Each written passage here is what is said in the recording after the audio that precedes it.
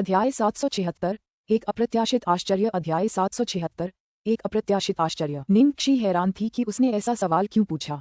जाहिर है वो तो है ही, तुम्हारा भाई उन लड़कों की लिस्ट में पहले नंबर पर है जिनसे लड़कियां सबसे ज्यादा शादी करना चाहती हैं। ये भी कोई सवाल है क्या? ओह, इससे मुझे बहुत गुस्सा आ रहा है। हा हा हा हा, अब गुस्सा मत होइए। जियांग मुये को नंबर 1 लड़के के रूप में वोट दिया गया है जिसे लड़कियां लूट कॉल के रूप में चाहती हैं। क्या इससे आपको थोड़ी सांत्वना नहीं मिलती? सांत्वना? मेरी गांड, कम से कम एक लूट कॉल एक रात के स्टैंड से अधिक हो जाता है। ठीक है। यांग शिरो यहाँ है, तैयार हो जाओ, आधिकारिक काम पहले आता है। रेस्तरां का दरवाजा धक्का देकर खोला गया। यांग शिरो के अंदर आने के बाद वह हैरान रह गई। पूरे रेस्टोरेंट में हल्की रोशनी थी और अंदर कोई नहीं था। क्या हो रहा था? क्या आज रेस्तरां बंद हो सकता है? लेकिन किसी ने उसे इसकी सूचना नहीं दी। अगर यह खुला न होता तो वह आज उस आदमी को नहीं देख पाती। उसने खुद को शांत करने की बहुत कोशिश की थी कि भले ही वह वास्तव में उससे प्यार करता हो, लू जिंगली जैसा आदमी शायद केवल सनक में ऐसा कर रहा है। हालांकि उसके दिल की गहराई में मूर्खतापूर्ण प्रलोभन और एक जंगली लालसा भरी हुई थी। वह अभी भी उसके कार्यों से प्रभावित थी। हालांकि वह एक गरीब परिवार से थी, फिर भी उसका फिगर और रूप रंग स्वाभाविक रूप से अच्छा था। बस इसी वजह से कई पुरुष उसके पीछे पड़े रहते थे। बेशक उसे किसी भी आम आदमी में कोई दिलचस्पी नहीं होती। आखिरकार उसे एक अच्छा मौका मिल ही गया और उसने यान जून को पकड़ लिया, एक बड़ी मछली जो उसे अपने अतीत से छुटकारा दिलाकर उसकी दुनिया में प्रवेश दिला सकती थी। इसके अलावा वह न केवल अपने परिवार की पृष्ठभूमि में दिलचस्पी रखती थी, बल्कि वह सुंदर भी था और उसके साथ राजकुमारी जैसा व्यवहार करता था, उसकी सभी इच्छाएं पूरी करता था। इसलिए उसने निश्चय कर लिया कि चाहे उसे मरना ही क्यों न पड़े, उसे इस अवसर को पकड़कर रखना है। जहां तक उसकी पत्नी का सवाल है, तो जब तक वह आधिकारिक तौर पर उससे शादी नहीं कर लेती, तब तक कौन याद रखेगा कि वह उसके साथ कैसे आए। हालांकि सफेद गुलाब दिखाई देने के बाद यांग शिरो ने अपने दिल में जो लालच और वासना दबा रखी थी वह जाग गई थी। एक इंसान का दिल सबसे अतृप्त लालच से भरा था। यान जुनाओ बहुत अच्छी थी, लेकिन अचानक उसे एहसास हुआ कि उससे भी बेहतर कोई है। अपनी प्राकृतिक सुंदरता के साथ वह वाकई उससे कहीं ज्यादा कीमती थी। एक बार भानुमति का पिटारा खुल जाने के बाद वह उसे बंद नहीं कर सकती थी। यह विचार वापस नहीं लिया जा सकता था और दूसरे और तीसरे सफेद गुलाब के साथ उसकी भूख और भी बढ़ गई थी। इस प्रकार भले ही वह इसके पीछे के खतरे को जानती थी, फिर भी उसका लालच बढ़ने से नहीं रोक सका। रेस्टोरेंट के अप्रत्याशित बंद होने से यांग शिरो की भौहें तन गईं। वह अपनी उम्मीदों के शिखर पर पहुंचकर गर्त में गिर गई थी और कोई भी उसे बहुत निराश कर सकता था। वह सुपरवाइजर को फोन करके पूछने ही वाली थी कि तभी उसने अपना फोन निकाला। अंधेरा रेस्तरां अचानक जगमगा उठा और वह अति आलीशान झूमर भी जल उठा जो आमतौर पर विशेष अवसरों के लिए आरक्षित होता है। अगले ही पल उसने देखा कि उस चमकदार झूमर के नीचे एक आदमी खड़ा था। उसने काले रंग का टक्सीडो और गहरे लाल रंग की टाई पहनी हुई थी और उसकी बाईं जेब में एक पुरानी घड़ी लटकी हुई थी। अंदर उसने भूरे रंग की अंग्रेजी बनियान और सफेद कमीज पहनी हुई थी। हाथों में सफेद गुलाबों का एक बड़ा गुलदस्ता लिए वह किसी पेंटिंग से निकला हुआ पात्र सा लग रहा था। जैसा कि अनुमान था, यांग शिरो पूरी तरह से स्तब्ध थी। उसे अपनी आंखों पर विश्वास नहीं हो रहा था। जिस पियानो को वह हर दिन बजाती थी उसे अब कोई और बजा रहा था और उसके बगल में एक पेशेवर ऑर्केस्ट्रा भी था जो रोमांटिक सुखदायक धुन बजा रहा था। एकमात्र मेज जो मोमबत्ती से रोशन थी, उस पर ताजे फूल और उत्तम व्यंजन रखे हुए थे। अध्याय 777 मुख्य समय। अध्याय 777 मुख्य समय। वह अभी इस आदमी को आज न देख पाने की वजह से निराश और उदास थी कि वह अचानक उसके सामने आ गया। वह जो आनंद महसूस कर रही थी उससे उसका दिल धड़क रहा था। जैसे ही उसने उसे अपनी ओर आते देखा, उसका दिल तेजी से धड़कने लगा। फिर उसने उसे 99 सफेद गुलाबों का गुलदस्ता थमा दिया। यांग शिरो उसे स्तब्ध देखती रही, फिर आखिरकार खुद को शांत किया और एक हैरान, उलझन भरी और संदिग्ध अभिव्यक्ति प्रकट की। श्रीमान, पिछले कुछ दिनों से आपके फूलों के लिए धन्यवाद, लेकिन मुझे अभी भी नहीं पता कि आप कौन हैं। आपसे मिलकर अच्छा लगा। मेरा उपनाम लू है। मुझे बहुत अफसोस है कि मैंने इतनी बेतरतीबी से काम लिया, लेकिन काफी देर तक दुविधा में रहने के बाद भी मैं खुद को आवेगी होने से नहीं रोक पाया। मैं कौन हूँ यह महत्वपूर्ण नहीं है। मुझे आपका खेलने का तरीका बहुत पसंद है, तो शायद आप मुझे अपना प्रशंसक मान लें। मैं सोच रहा हूँ कि क्या मुझे ये सम्मान मिलेगा कि आप मेरे साथ रात के खाने पर आएं। यांग शिरो ने अपनी खुशी रोकी और कुछ पल झिझकी, फिर गुलदस्ता लेने के लिए हाथ बढ़ाया, मानो उसके इरादों से अनजान हो। मिस्टर, आप बहुत ज्यादा दयालु हैं। मैं कोई पेशेवर नहीं हूँ। यहाँ पियानो बजाना बस गुजारा करने का एक जरिया है। लू जिंगली ने झट से उसके लिए एक कुर्सी खींची और उसकी नजर उस पर गड़ा दी। नहीं, मैं उस पियानो की बात नहीं कर रहा जिसने मेरा दिल जीत लिया है, बल्कि उस पियानो वादक की बात कर रहा हूँ। यांग शिरो का दिल धड़क उठा। कोने में खड़ी निंगक्षी अब तक बड़े संतोष से ये दृश्य देख रही थी, लेकिन इतने लंबे इंतजार के बाद भी उसे लू जिंगली का अगला संवाद सुनाई नहीं दिया। तभी उसने देखा कि वह आदमी अपने बाल छू रहा है। इस संकेत का मतलब था कि वह कहना भूल गया था। निंगक्षी ने फिर उसे इशारा किया। मैंने तुम्हारे जैसी लड़की पहले कभी नहीं देखी। लू जिंगली ने निंगक्षी की बात सुनी और आगे कहा, मैंने तुम्हारे जैसी लड़की पहले कभी नहीं देखी। पहली बार जब मैंने तुम्हें देखा तो मैं अपनी आंखें नहीं हटा सका। निंगशी ने उसे तुरंत चेतावनी दी, लू जिंगली, अपने हाव भाव पर ध्यान दो। इतना शांत मत बनो, ऐसे दिखाओ जैसे तुम ज्यादा घबराए हुए हो। क्या तुम्हें पता है कि पहली बार किसी से प्यार होने का एहसास कैसा होता है? ऐसे दिखाओ जैसे वह तुम्हारा पहला प्यार है। ठीक है। लू जिंगली का चेहरा थोड़ा उदास हो गया। पहला प्यार, मेरा गधा। हालांकि उसने कई बार डेट किया था, फिर भी उसे पता ही नहीं था कि पहला प्यार कैसा होता है। आमतौर पर वही होता था जिसे लोग प्यार करते थे। अगर तुम्हें सच में नहीं पता तो बस हकलाकर बोलो, अपनी उंगलियां कस लो या गलती से कोई चीज गिरा दो। ये छोटी छोटी बातें हैं। निंगशी उसे सिर्फ एक एक कदम सिखा सकती थी। अच्छी बात ये थी कि लू जिंगली उसकी बातों को अच्छी तरह समझ रहा था। उसने तुरंत प्याला कसकर पकड़ लिया और फिर शराब का एक बड़ा घूंट पी गया।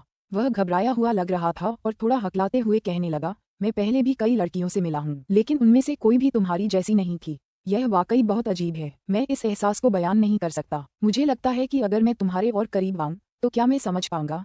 मुझे भी समझ नहीं आ रहा कि मैं क्या कह रहा हूँ। क्या तुम समझ रही हो कि मेरा क्या मतलब है? जब उसने लू जिंगली को, जो हमेशा दूसरों से बेहतर रहा था, अप्रत्याशित रूप से एक युवा हरे भरे लड़के की तरह व्यवहार करते देखा, जो पहली बार प्यार की खोज कर रहा हो, तो यांग शिरो की शुरुआती घबराहट अचानक शांत हो गई। उसे सब कुछ अपने नियंत्रण में होने का संतोष महसूस हुआ। दरअसल उसका अहंकार और आत्मविश्वास बढ़ गया था। वह हल्के से हंसी और अस्पष्टता से बोली, तब तो शायद हमारा मिलना तय है। बातचीत काफी हद तक सुचारू रूप से आगे बढ़ी और पूरा रात्रिभोज एक चुलबुले माहौल से भर गया। मूल रूप से वही प्रभाव प्राप्त हुआ जो निंगशी चाहती थी। फिर अगली महत्वपूर्ण टाइमिंग ढूंढने का समय आ गया। अध्याय 778, आपको एक अतिरिक्त ड्रमस्टिक दी जाएगी। अध्याय 778, आपको एक अतिरिक्त ड्रमस्टिक दी जाएगी। आमतौर पर यांग शिरो का काम खत्म होने के बाद यान जुनाओ उसे लेने आता था। इसलिए जब लू जिंगली ने उसे घर भेजने का सुझाव दिया तो यांग शिरो ने स्वाभाविक रूप से तुरंत मना कर दिया, ये दर्शाते हुए कि उसने अपनी किसी सहेली के साथ योजना बनाई है और उसके आने का इंतजार करना चाहती है। तो लू जिंगली पहले चले गए, जबकि हकीकत में लू जिंगली वहां से गया ही नहीं, बल्कि एक अंधेरे कोने में इंतजार कर रहा था। बहुत जल्दी ही एक पोश कार पार्किंग में आ गई। यान जुनाओ कार से उतरा और हमेशा की तरह यांग शिरो को लेने चला गया। उसने प्यार से उसके होठों को चूमा और फिर पूछा, क्या काम से थकान हो रही थी? लू जिंगली, अब समय आ गया है कि तुम कुछ कर दिखाओ। यह नाटक पूरी तरह से आंखों पर आधारित है। तुम्हें ऐसा दिखावा करना है कि तुम बहुत सदमे में हो और इतना टूटा हुआ दिल है कि तुम्हें यकीन ही नहीं हो रहा कि तुमने अपने प्यार को खो दिया है। ज्यादा नाटकीय बनो, समझे? निंगशी ने बार बार याद दिलाया। लू जिंगली ने अपना मुंह सिकोड़ा और उसकी तरफ आंखें घुमाईं। तुम अपना करियर बदलकर निर्देशक क्यों नहीं बन जाती? क्योंकि मुझे डर है कि तुम्हारे जैसे बहुत सारे अभिनेता होंगे तो मैं गुस्से से मर जाऊंगा। अरे, मेरा प्रदर्शन स्पष्ट रूप से अच्छा है। ठीक है, ठीक है, ठीक है, ठीक है, पहली बार के लिए बहुत अच्छा है। जल्दी जाओ, वे चुंबन खत्म करने वाले हैं। निंगशी ने उत्तेजित होकर उसे बाहर धकेल दिया। वो सच में एक्टिंग में उतना अच्छा नहीं था। जाहिर है उसने पहले भी कई बार डेटिंग की होगी, लेकिन वो किसी ऐसे इंसान की तरह था जिसे डेटिंग का कोई अनुभव नहीं था और न ही उसके दिल में कोई गहरी भावनाएं थीं। लोग एक नजर से ही बता सकते थे कि वो सिर्फ लड़कियों के साथ ही उलझता था। कोई हैरानी की बात नहीं कि सारी लड़कियां उसके साथ सिर्फ एक रात बिताना चाहती थीं। लू जिंगली ने बिल्कुल तैयार स्क्रिप्ट के अनुसार काम किया और अपने हाथ से कार की चाबियां गिरा दी। फिर अविश्वास से अपने सामने के दृश्य को देखा। उसके चेहरे पर एक दर्द भरा भाव था। ऐसा लग रहा था जैसे उसे अभी अभी अपना सच्चा प्यार मिला हो, लेकिन उसे एहसास हुआ कि उसके सच्चे प्यार को तो पहले ही अपने जीवन का प्यार मिल चुका है। लू जिंगली को देखते ही यांग शिरो के चेहरे पर मुस्कान आ गई। उसे उम्मीद नहीं थी कि लू जिंगली वहां से चली जाएगी और फिर वापस आ जाएगी। अरे, मैं तुम्हें नाटक करने दे रही हूँ, लेकिन इतना भी नहीं। तुम्हारी आंखें बहुत बड़ी हो गई हैं और तुम्हारा अभिनय भी उतना विश्वसनीय नहीं है। वहां खड़े मत रहो, तुम्हारी पोल खुल जाएगी। जल्दी से घूमो और चले जाओ, निंगशी ने आग्रह किया। अंततः ये समाप्त हो गया। कार में लू जिंगली मरे हुए कुत्ते की तरह कार की सीट पर धंस गई। अभिनय बहुत मुश्किल है, बहुत मुश्किल। मुझे लगता है जैसे मेरा शरीर खोखला हो गया है। बेशक यह एक कुशल काम है। कल मुझे और क्या करना है? नींव काफी हद तक तैयार हो चुकी है, इसलिए कल आपको कुछ करने की जरूरत नहीं है। बस उसे लटकाए रखना। परसों हम आखिरी सीन पूरा कर लेंगे और फिर काम पूरा हो जाएगा। धन्यवाद, निदेशक निंग। अच्छा बेटा, मैं बाद में तुम्हें चावल के बदले एक अतिरिक्त ड्रम स्टिक दूंगा। रात को जब निंगशी अपार्टमेंट में वापस आई और अपनी कार पार्क की तो उसने अप्रत्याशित रूप से दो परिचित लोगों को बाहर देखा। लैंप पोस्ट के नीचे अंतरंग हो रहे वे दो लोग निंग जुएलुओ और सुयान जैसे लग रहे थे। निंग जुएलुओ पहले से ही इस अपार्टमेंट में बहुत कम रुकती थी। हिस्ट्री के लोकप्रिय होने के बाद उसने तुरंत एक बंगला खरीद लिया था और शायद ही कभी वापस आती थी। किसे पता था कि आज उसकी मुलाकात उनसे होगी? सुयान, मेरे पिता ने कहा कि इस फैशन प्रेस कॉन्फ्रेंस के बाद वे इस अवसर का उपयोग मेरे दादाजी को मुझे कंपनी में शामिल करने का सुझाव देने के लिए करेंगे। पिछली बार जब पिताजी ने इसका जिक्र किया था तो दादाजी पहले से ही इससे नाखुश थे। इस बार उन्होंने कहा कि उन्हें चिंता है कि कहीं दादाजी और भी ज्यादा नाराज न हो जाएं, क्योंकि लगता है वे अभी भी मेरी बहन का इंतजार कर रहे हैं। निंग जुएलुओ ने परेशान होकर पूछा, ऐसा कैसे हो सकता है? जब दादाजी देखेंगे कि तुम कितने अच्छे हो तो वे निश्चित रूप से अपना विचार बदल देंगे। निंग ज़ुएलुओ ने आह भरी, दरअसल मैं जाना नहीं चाहती। आखिरकार अपनी पहचान के साथ मैं एक अजीब स्थिति में हूँ, लेकिन मैं अपने पिता को अस्वीकार नहीं कर सकती। मैंने पहले भी कई बार अस्वीकार किया है और मुझे डर है कि पिताजी निराश होंगे। इसके अलावा मैं सचमुच अपने पिता और दादा के साथ बोझ साझा करना चाहती थी, लेकिन अध्याय 779 मेरा भाई बहुत भाग्यशाली है। अध्याय 779 मेरा भाई बहुत भाग्यशाली है। तो फिर जाओ, आखिरकार तुम अपनी ही काबिलियत के दम पर तो आ रहे हो ना। कोई कुछ नहीं कहेगा, लेकिन क्या मेरी बहन को ऐसा लगेगा कि मैं उसका हक छीन रहा हूँ? मैं सचमुच उससे किसी भी बात पर झगड़ा नहीं करना चाहता, वरना मैं अपनी कंपनी शुरू ही नहीं करता। तुम मेरी प्यारी बहुत ज्यादा सोचती हो। तुम्हारे पास जो भी चीजें हैं वो सब तुम्हारे हकदार हैं। तुम कैसे कह सकती हो कि तुमने ये सब उससे छीन लिया है? मैंने पहले ही किसी से वो ड्रेस तुम्हारे लिए किन शेंग्यू तक भिजवा दी है, इसलिए कोई दिक्कत नहीं होनी चाहिए। सुयान, तुम्हें वास्तव में मेरे लिए इतना कुछ करने की जरूरत नहीं है। बकवास, तुम मेरी होने वाली पत्नी हो। अगर मैं तुम्हारी मदद नहीं करूंगा तो और किसकी मदद करूंगा? पलक झपकते ही ये किन शिंगयुए के साथ समझौते का आखिरी दिन था। रात हो चुकी थी और निंग क्षी अभी भी परेशान थी। आखिरकार लू जिंगली ने अधीरता से कहा, हेलो, ज्यादा समय नहीं बचा है। तुम मुझे बेकार में काम तो नहीं करने दोगी ना? मैंने किसी से पूछ लिया है। यांग शिरो और यान जुनाओ पिछले कुछ दिनों से एक दूसरे से प्यार करते आ रहे हैं। उसका ब्रेकअप करने का बिल्कुल भी इरादा नहीं है। जाहिर है कि वह यान जुनाओ से नाता नहीं तोड़ेगी। क्या तुम्हें लगता है कि वह तुम्हें पाने की पूरी उम्मीद से पहले ही अपनी योजनाएं बर्बाद कर देगी? तो फिर हम क्या करें? निंग शी ने अपने मोबाइल फोन पर समय देखा और आधे घंटे तक इंतजार किया। फिर उसने धीरे धीरे अपना पहनावा बदला और मेकअप किया। अंत में उसने दीप्तिमान लू जिंगली को देखा और उसके माथे पर हाथ मारा। क्या मैंने तुमसे नहीं कहा था कि कुछ दिनों तक दाढ़ी मत बनाना? इससे मेरे आकर्षण पर असर पड़ेगा। लू जिंगली ने गंभीरता से जवाब दिया। निंग शी बिना कुछ कहे उसे घसीट कर ले गई और उसे मेकअप करने के लिए कहा। 10 मिनट बाद लू जिंगली का पहले जैसा ऊर्जावान चेहरा अब एक दुबले और पीले चेहरे में बदल गया। लू जिंगली ने निंग शी को देखा, फिर अपने प्रतिबिंब की ओर देखा और चौंक गई।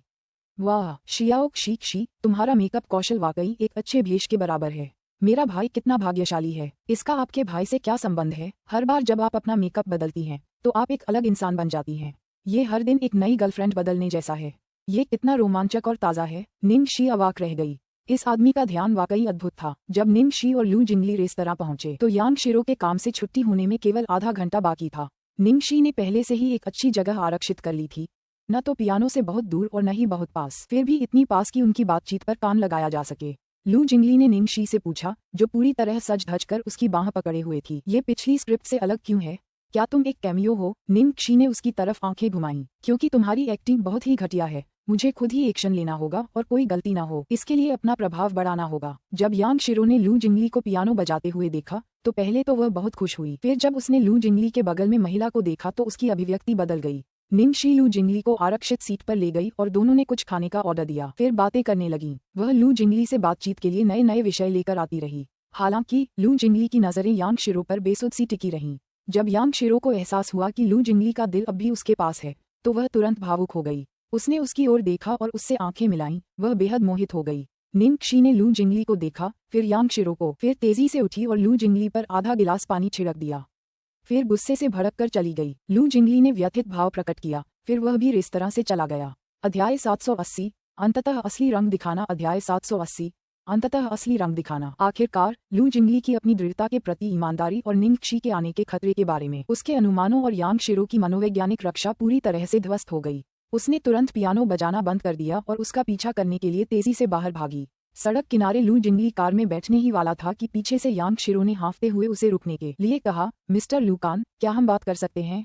कोने में खड़ी निंग शी मुस्कुराई। आखिरकार वह फसल काट सकी। लू जिंगली और यांग शिरो ने रेस्तरां के एक विशाल निजी कमरे में बातचीत की और उस कमरे के भीतर एक अलग खंड था। निंग शी ने यान जुनाओ को बहुत पहले ही बुला लिया था और उस समय वह उस अलग कमरे में इंतजार कर रहा था। उसने यांग शिरो के सबसे अच्छे दोस्त का नाम लेकर उसे बुलाया था और कहा था कि उसे उससे कुछ जरूरी बात करनी है, इसलिए यान जुनाओ तुरंत वहां पहुंच गया। कुछ देर इंतजार करने के बाद अचानक बाहर से कदमों की आहट सुनाई दी, फिर एक जानी पहचानी आवाज आई। यह अप्रत्याशित रूप से यांग शिरो की आवाज थी। यान जुनाओ उसका स्वागत करने के लिए बाहर जाने ही वाला था कि उसे किसी और आदमी की आवाज सुनाई दी।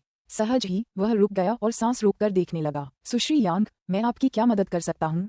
लू जिंगली ने दूर खड़े होकर विनम्रता से पूछा। यांग शिरो को डर था कि लू जिंगली फिर से गायब हो जाएगी, इसलिए उसने अधीरता से कहा, मिस्टर लू, आपने गलत समझा है। जिस आदमी को आपने उस दिन कार पार्क में देखा था उसका उस समय मांस से कोई लेना देना नहीं था। उसने मुझे मजबूर किया। वह कौन था? लू जिंगली ने जानबूझकर पूछा। यांग शिरो ने और भी बेचैनी से बताया, वह एक ग्राहक था जिससे मैं अपने पिछले कार्यस्थल पर मिला था। वह बहुत अच्छा इंसान है और उसने मेरी बहुत मदद की है, इसलिए मैं उसका बहुत आभारी हूँ। बस इतना ही। मुझे पता है कि उसके मेरे प्रति कुछ और इरादे हो सकते हैं, लेकिन मेरे मन में उसके लिए बस कृतज्ञता के अलावा कुछ नहीं है। मैं उसके कामों को भी ठुकराता रहा हूँ। उसकी पहले से ही एक पत्नी है, इसलिए मैं उसके परिवार को बर्बाद नहीं कर सकता। तुम्हें वह पसंद नहीं है, मैं उसे कैसे पसंद कर सकती हूँ? यांग शिरो ने चिंतित होकर कहा, फिर शर्माते हुए बोली, मिस्टर लू, मैं आपको सचमुच पसंद करती हूँ। मैंने आपको उसी क्षण से पसंद कर लिया था जब मैंने आपको पहली बार देखा था, लेकिन आप बहुत दूर थे। मैंने कभी नहीं सोचा था कि आप सचमुच मुझ में रुचि लेंगे। क्या आपके उस ग्राहक का नाम यान जुनाओ है? लू जिंगली ने पूछा। अप्रत्याशित रूप से लू जिंगली को पहले ही पता चल गया था कि दूसरा व्यक्ति कौन था। यांग शिरो के चेहरे पर एक अजीब सा भाव आ गया। शुक्र है, उसने अपना संयम बनाए रखा और दर्द भरे भाव से कहा, हाँ, तुम्हें भी पता है। उसके पास ताकत और प्रतिष्ठा है। मैं अपना बचाव बिल्कुल नहीं कर सकती, बस छिप सकती हूँ। अगले ही पल अलग सेक्शन का दरवाजा धक्का देकर खोला गया और यान जुनाओ गुस्से से बाहर निकला। उसने बिना किसी हिचकिचाहट के यांग शिरो को थप्पड़ मार दिया। कुतिया! यान जुनाओ को देखते ही यांग शिरो स्तब्ध रह गई। झुनझुनाओ, तुम यहाँ कैसे? अगर मैं यहाँ न होती तो मुझे कैसे पता चलता कि तुम इतनी घटिया कुतिया हो? तुम हमेशा कहती हो कि मैं तुम्हारी सब कुछ हूँ, कि तुम मेरे लिए मर सकती हो। ये सुनकर यांग शिरो की पहली प्रतिक्रिया लू जिंगली की ओर घबराहट से देखने की थी। मिस्टर लू, मैं समझा सकती हूँ। यान जुनाओ ने गुस्से से लू जिंगली को देखा और फिर हक्का बक्का रह गया। क्या ये लू ऑपरेशन का दूसरा मास्टर नहीं था? यांग शिरो ऐसे किसी व्यक्ति के साथ कैसे उलझ गई? क्या कोई गलतफहमी हुई होगी? लू जिंगली ने बस मासूमियत से उसे देखा और कंधे उचका दिए। मैं हमेशा इसी रेस्टोरेंट में डिनर के लिए आती हूँ और मिस यांग के पियानो कौशल की मैं बहुत प्रशंसक हूँ, इसलिए हमने थोड़ी देर बातचीत की। लेकिन लगता है मिस यांग ने मुझे गलत समझा है। यांग शिरो ने अविश्वास से देखा। क्या? लेकिन तुमने मुझे फूल नहीं दिए और मुझे रात का खाना भी नहीं खिलाया, लू जिंगली ने जवाब दिया। और फिर तब यांग शिरो के पास कहने को शब्द नहीं थे। लू जिंगली ने कभी कुछ भी गलत नहीं कहा था और न ही कुछ गलत किया था। दरअसल उसका स्वभाव हमेशा से ही खिलवाड़ करने वाला रहा था। उसने कई महिलाओं को फूल दिए थे। क्या ये सब सिर्फ उसकी इच्छाधारी सोच हो सकती है? अध्याय 781। यदि आप संतुष्ट हैं तो कृपया 5 सितारे दें। अध्याय 781। यदि आप संतुष्ट हैं तो कृपया 5 सितारे दें। देर रात शहर के उत्तर में एक बंगले में एक सहायक ने सावधानी से एक खूबसूरत ड्रेस बेडरूम में पहुंचाई। बहन यू, फैशन वीक के लिए ड्रेस चुन ली गई है। क्या आप इसे देखना चाहेंगी? ये हिस्ट्री की ड्रेस है। मैंने देखा कि आप पहले उनके डिजाइनर के स्टाइल की तारीफ कर रही थी, इसलिए किन शिंगयुए अपने ड्रेसिंग टेबल के सामने बेसुध बैठी थी। उसने ड्रेस की तरफ देखा भी नहीं और कहा, इसे नीचे रख दो। ओह! ये देखकर कि किन शिंगयू ने पोशाक को अस्वीकार नहीं किया, सहायक को राहत मिली और उसने जल्दी से पोशाक नीचे रख दी। उसके जाने के बाद सहायक ने तुरंत उस व्यक्ति को संदेश भेजा जिसने उससे अनुग्रह मांगा था। कोई बात नहीं, मैंने इसे सिस यू को दे दिया है। कमरे में किन शिंगयुए ने उदासीनता से उस पोशाक को देखा, फिर अपनी दराज से एक दस्तावेज निकाला। तलाक के कागजात। इन कुछ दिनों में यान जुनाओ का उसके प्रति रवैया लगातार उदासीन होता जा रहा था और वह लगातार बेचैन होता जा रहा था और उससे तलाक के समझौते पर हस्ताक्षर करने का आग्रह कर रहा था। उसे अब अपनी प्रतिष्ठा की भी परवाह नहीं थी और उसने तुरंत मामला अदालत में पहुंचा दिया। वह उठी और धीरे से अपनी अलमारी खोली। अंदर रनवे के लिए एक खूबसूरत ड्रेस टंगी थी। यह वही ड्रेस थी जो उसने पहली बार किसी अंतर्राष्ट्रीय मंच पर पहनी थी। हालांकि वह थोड़ी चिड़चिड़ी और अस्थिर महिला थी, उसमें उस महिला जैसी विचारशीलता का अभाव था, लेकिन इसका मतलब यह नहीं था कि उसने रिश्ते में कोई कम प्रयास किया था। शुरुआत में उन्होंने एक टॉप मॉडल बनने के लिए अपने करियर में बदलाव किया और फैशन की दुनिया में भी शीर्ष पर पहुंच गईं। हालांकि इस आदमी के लिए उन्होंने अपने सपनों को छोड़ दिया था। आखिर उसे क्या मिला? बार में नाचने वाली लड़की से तुलना। तलाक। उसने इतना त्याग किया था, अपने पंख खुद ही काट लिए थे और अब वह तलाक चाहता था, जबकि वह उन दोनों को उड़ान भरते हुए देख रही थी। वह कागजों पर दस्तखत करने को कैसे तैयार हो सकती थी? अफसोस की बात है कि वे पहले ही इस मुकाम पर पहुंच चुके थे। क्या तलाक के अलावा उसके पास कोई और चारा था? उसने दीवार पर लगे समय की ओर देखा तो पता चला कि भोर होने में अभी कुछ ही मिनट बाकी थे। तभी उसे अचानक उस लड़की का ख्याल आया जो उसे पार्किंग में मिली थी और उसके वादे का। वह खुद को व्यंग्यात्मक मुस्कान से रोक नहीं पाए। उसने धीरे से अपना दराज खोला और कांपते हाथों से तलाक के कागजात निकाले। तभी कमरे का दरवाजा धड़ाम से खुला। यान जुनाओ, जो आधे महीने से घर नहीं आया था, अब दरवाजे पर खड़ा था और लाल आंखों से उसे घूर रहा था। उसकी इस नज़र ने किन शिंगयुए का दिल दुखा दिया। क्या मैंने नहीं कहा था कि मैं तुम्हें कल जवाब दूंगा? तुम एक रात और इंतजार भी नहीं कर सकते? अगले ही पल यान जुनाओ उसके सामने घुटनों के बल गिर पड़ा और खुद को थप्पड़ मारने के बाद उसके पैरों से लिपट गया। प्यारी, मैं गलत था, मुझे माफ कर दो प्लीज। किन शिंगयुए अवाक रह गया। उसी क्षण उसके मन में एक आवाज कौंधी। मैं गारंटी दे सकता हूँ कि तुम्हारा पति तुम्हारे पास वापस आते समय रोता हुआ आएगा और तुमसे माफी मांगने के लिए अपना मुंह पीटेगा। तभी अचानक उसका फोन बजा। उसे एक संदेश मिला था। सुश्री किंग, अगर आप संतुष्ट हैं तो कृपया 5 स्टार दें। Spirit studio. अगली रात इंपीरियल नाइट होटल के एक निजी कमरे में किन शेंगयू ने आखिरकार अपने सामने खड़ी लड़की का जायजा लिया। तुमने ये कैसे किया? मैंने जुनाओ से वजह पूछी, लेकिन उसने कुछ नहीं बताया। वो बस यही कहता रहा कि उससे गलती हुई है और माफी मांगता रहा। निंगक्षी की उम्मीदों पर खरा उतरना ही था। एक पुरुष होने के नाते यान जुनाओ अपनी पत्नी को कैसे बता सकता था कि उसे किसी तीसरे ने धोखा दिया है? ये कुछ खास नहीं है। मैंने बस एक आदमी को यांग शिरो के साथ संबंध बनाने के लिए रखा है ताकि तुम्हारा पति उन्हें रंगे हाथों पकड़ सके। निंगक्षी ने सरलता से समझाया। अध्याय 782, डर है कि शैतान ईर्ष्या करेगा। अध्याय 782, डर है कि शैतान ईर्ष्या करेगा। किन शिंगयुए को अचानक समझ आ गया, लेकिन उसे और भी शक हुआ। क्या यह इतना आसान है? वह अपनी बड़ाई तो नहीं कर रही थी, लेकिन यान जुनाओ की योग्यताओं के आधार पर वह दुनिया के सबसे सुंदर और सफल पुरुषों की सूची में शीर्ष पर पहुंचने से बस एक कदम दूर था। यांग शिरो किसी और पुरुष के बहकावे में नहीं आ सकती थी। सब कुछ संभव है, निंगक्षी ने सरलता से कहा। किन शिंगयुए भी उस औरत के बारे में और कुछ नहीं सुनना चाहती थी, इसलिए उसने बात को आगे नहीं बढ़ाया। उसने बस निंगक्षी को देखा और कहा, तुमने कैसे भी किया, इससे कोई फर्क नहीं पड़ता। मैं तुमसे किया अपना वादा निभाऊंगी, चाहे तुम्हारे डिजाइन कुत्ते की विष्ठा जैसे भी हों, मैं उन्हें पहनूंगी। निंगक्षी का चेहरा उदास हो गया। मुझे पता है कि हमने ये काम गुप्त रूप से और बहुत पारदर्शिता से नहीं किया, लेकिन हमारा डिजाइनर प्रतिभाशाली और सक्षम है। फिर उसने उसे एक फोल्डर दिया। उसमें उनके स्टूडियो और गोंग शांगजे के पोर्टफोलियो का परिचय था, जिसमें उनके कुछ काम भी शामिल थे। किन शेंगयू ने उसे उससे ले लिया और बस सरसरी तौर पर उसे देखा। धीरे धीरे उसके चेहरे पर आश्चर्य का भाव आ गया। आप वही स्टूडियो हैं जिसने गोल्डन अवार्ड जीता है? हाँ। पिछले कुछ दिनों से मैं अपने पति की वजह से बाहर क्या हो रहा है इस पर ध्यान नहीं दे पा रही थी, लेकिन हाल ही में गोल्डन अवार्ड जीतने वाले डिजाइनर के बारे में जानना दिलचस्प है। आपके डिजाइनर का डेविड से क्या रिश्ता है? दोनों की स्टाइल इतनी मिलती जुलती क्यों है? ऐसा लगता है जैसे एक ही व्यक्ति हो, लेकिन शायद अलग अलग दौर में। डेविड की स्टाइल थोड़ी अविकसित है, लेकिन जोश और जिंदगी से भरपूर है, जबकि ZX की स्टाइल ज्यादा वॉल्यूम और विस्फोटक है। किन शेंगयू ने विश्लेषण किया। वो वाकई एक प्रोफेशनल थी। निंगक्षी ने उत्साह से सिर हिलाया। मैं अभी कुछ नहीं कह सकती, लेकिन एक दिन सच दुनिया के सामने आ ही जाएगा। किन शिंगयुए ने कुछ सोचा, फिर फोल्डर बंद किया और पूछा, चूंकि आप लोगों को पहले ही गोल्डन अवार्ड मिल चुका है, तो फिर आप लोग बिजनेस न मिलने की चिंता क्यों कर रहे हैं? मुझ तक पहुंचने के लिए आपको ऐसे तरीके क्यों अपनाने पड़ रहे हैं? निंगक्षी ने अपना सिर खुजाते हुए समझाने की कोशिश की। एक तरफ बाजार की संतृप्ति से हमें चुनौती मिल रही है, आप भी देख सकते हैं कि हमारी शैली हिस्ट्री से मिलती जुलती है। दूसरी तरफ हमें फिलहाल कोई उपयुक्त सेल्स मैनेजर नहीं मिला है। कुछ दूसरे स्टूडियो के डिजाइनर भी सेल्स का काम करते हैं, लेकिन हमारे डिजाइनर उन लोगों में से हैं जिनका दिल सिर्फ डिजाइनिंग पर ही लगा रहता है, और हम नहीं चाहते कि उनका ध्यान भटके। किन शिंगयुए ने अपनी अंगुलियों को मेज पर पटका, फिर कहा, तब मैं तुम्हें एक दूंगी। निंगक्षी ने पलकें झपकाईं। मुझे दो? मुझे क्या दो? मैं तुम्हें एक व्यक्ति देता हूँ, मेरे विपणन विभाग का तुरुप का पत्ता। किन शिंगयू ने लापरवाही से कहा। छी। निंगक्षी ने अपनी कॉफी सामने बैठी औरत पर थूकते हुए कहा, तुम किसी इंसान को भी दे सकती हो। बहन, तुम कुछ ज्यादा ही उदार हो रही हो, है ना? क्यों नहीं? क्या आप ये प्रस्ताव चाहते हैं? अगर नहीं तो कोई बात नहीं। रुको रुको, पहले मुझे ये पूछने दो कि तुम हमें जो देना चाहते हो वह पुरुष है या महिला? क्या कोई अंतर है? किन शिंगयुए ने पूछा। निंगक्षी ने जोर से सिर हिलाया। जरूर, फर्क तो है। अगर मर्द है तो भूल जाओ। क्यों? किन शिंगयुए को समझ नहीं आया। जाहिर है, ऐसा इसलिए था क्योंकि उसे डर था कि शैतान ईर्ष्या करेगा। पिछली बार जब उसने गोंग शांगजे को चुना था, लू टिंगजियाओ पागल हो गया था। अगर उसने किसी और मर्द को अपने साथ ले लिया तो उसका मूड खराब हो जाएगा। क्योंकि मेरे डिजाइनर की एक खासियत है, वह पुरुषों को देखकर डिजाइन नहीं बना पाता। निंगक्षी ने गोंग शांगजे को बहाना बनाते हुए जवाब दिया। किन शिंगयू जोर से हंस पड़ी। कितनी अजीब वजह थी, फिर भी वो समझ गई। कई डिजाइनरों में भी अनजानी अजीबोगरीब चीजें होती हैं। चिंता मत करो, ये एक औरत है। निंगक्षी को राहत मिली।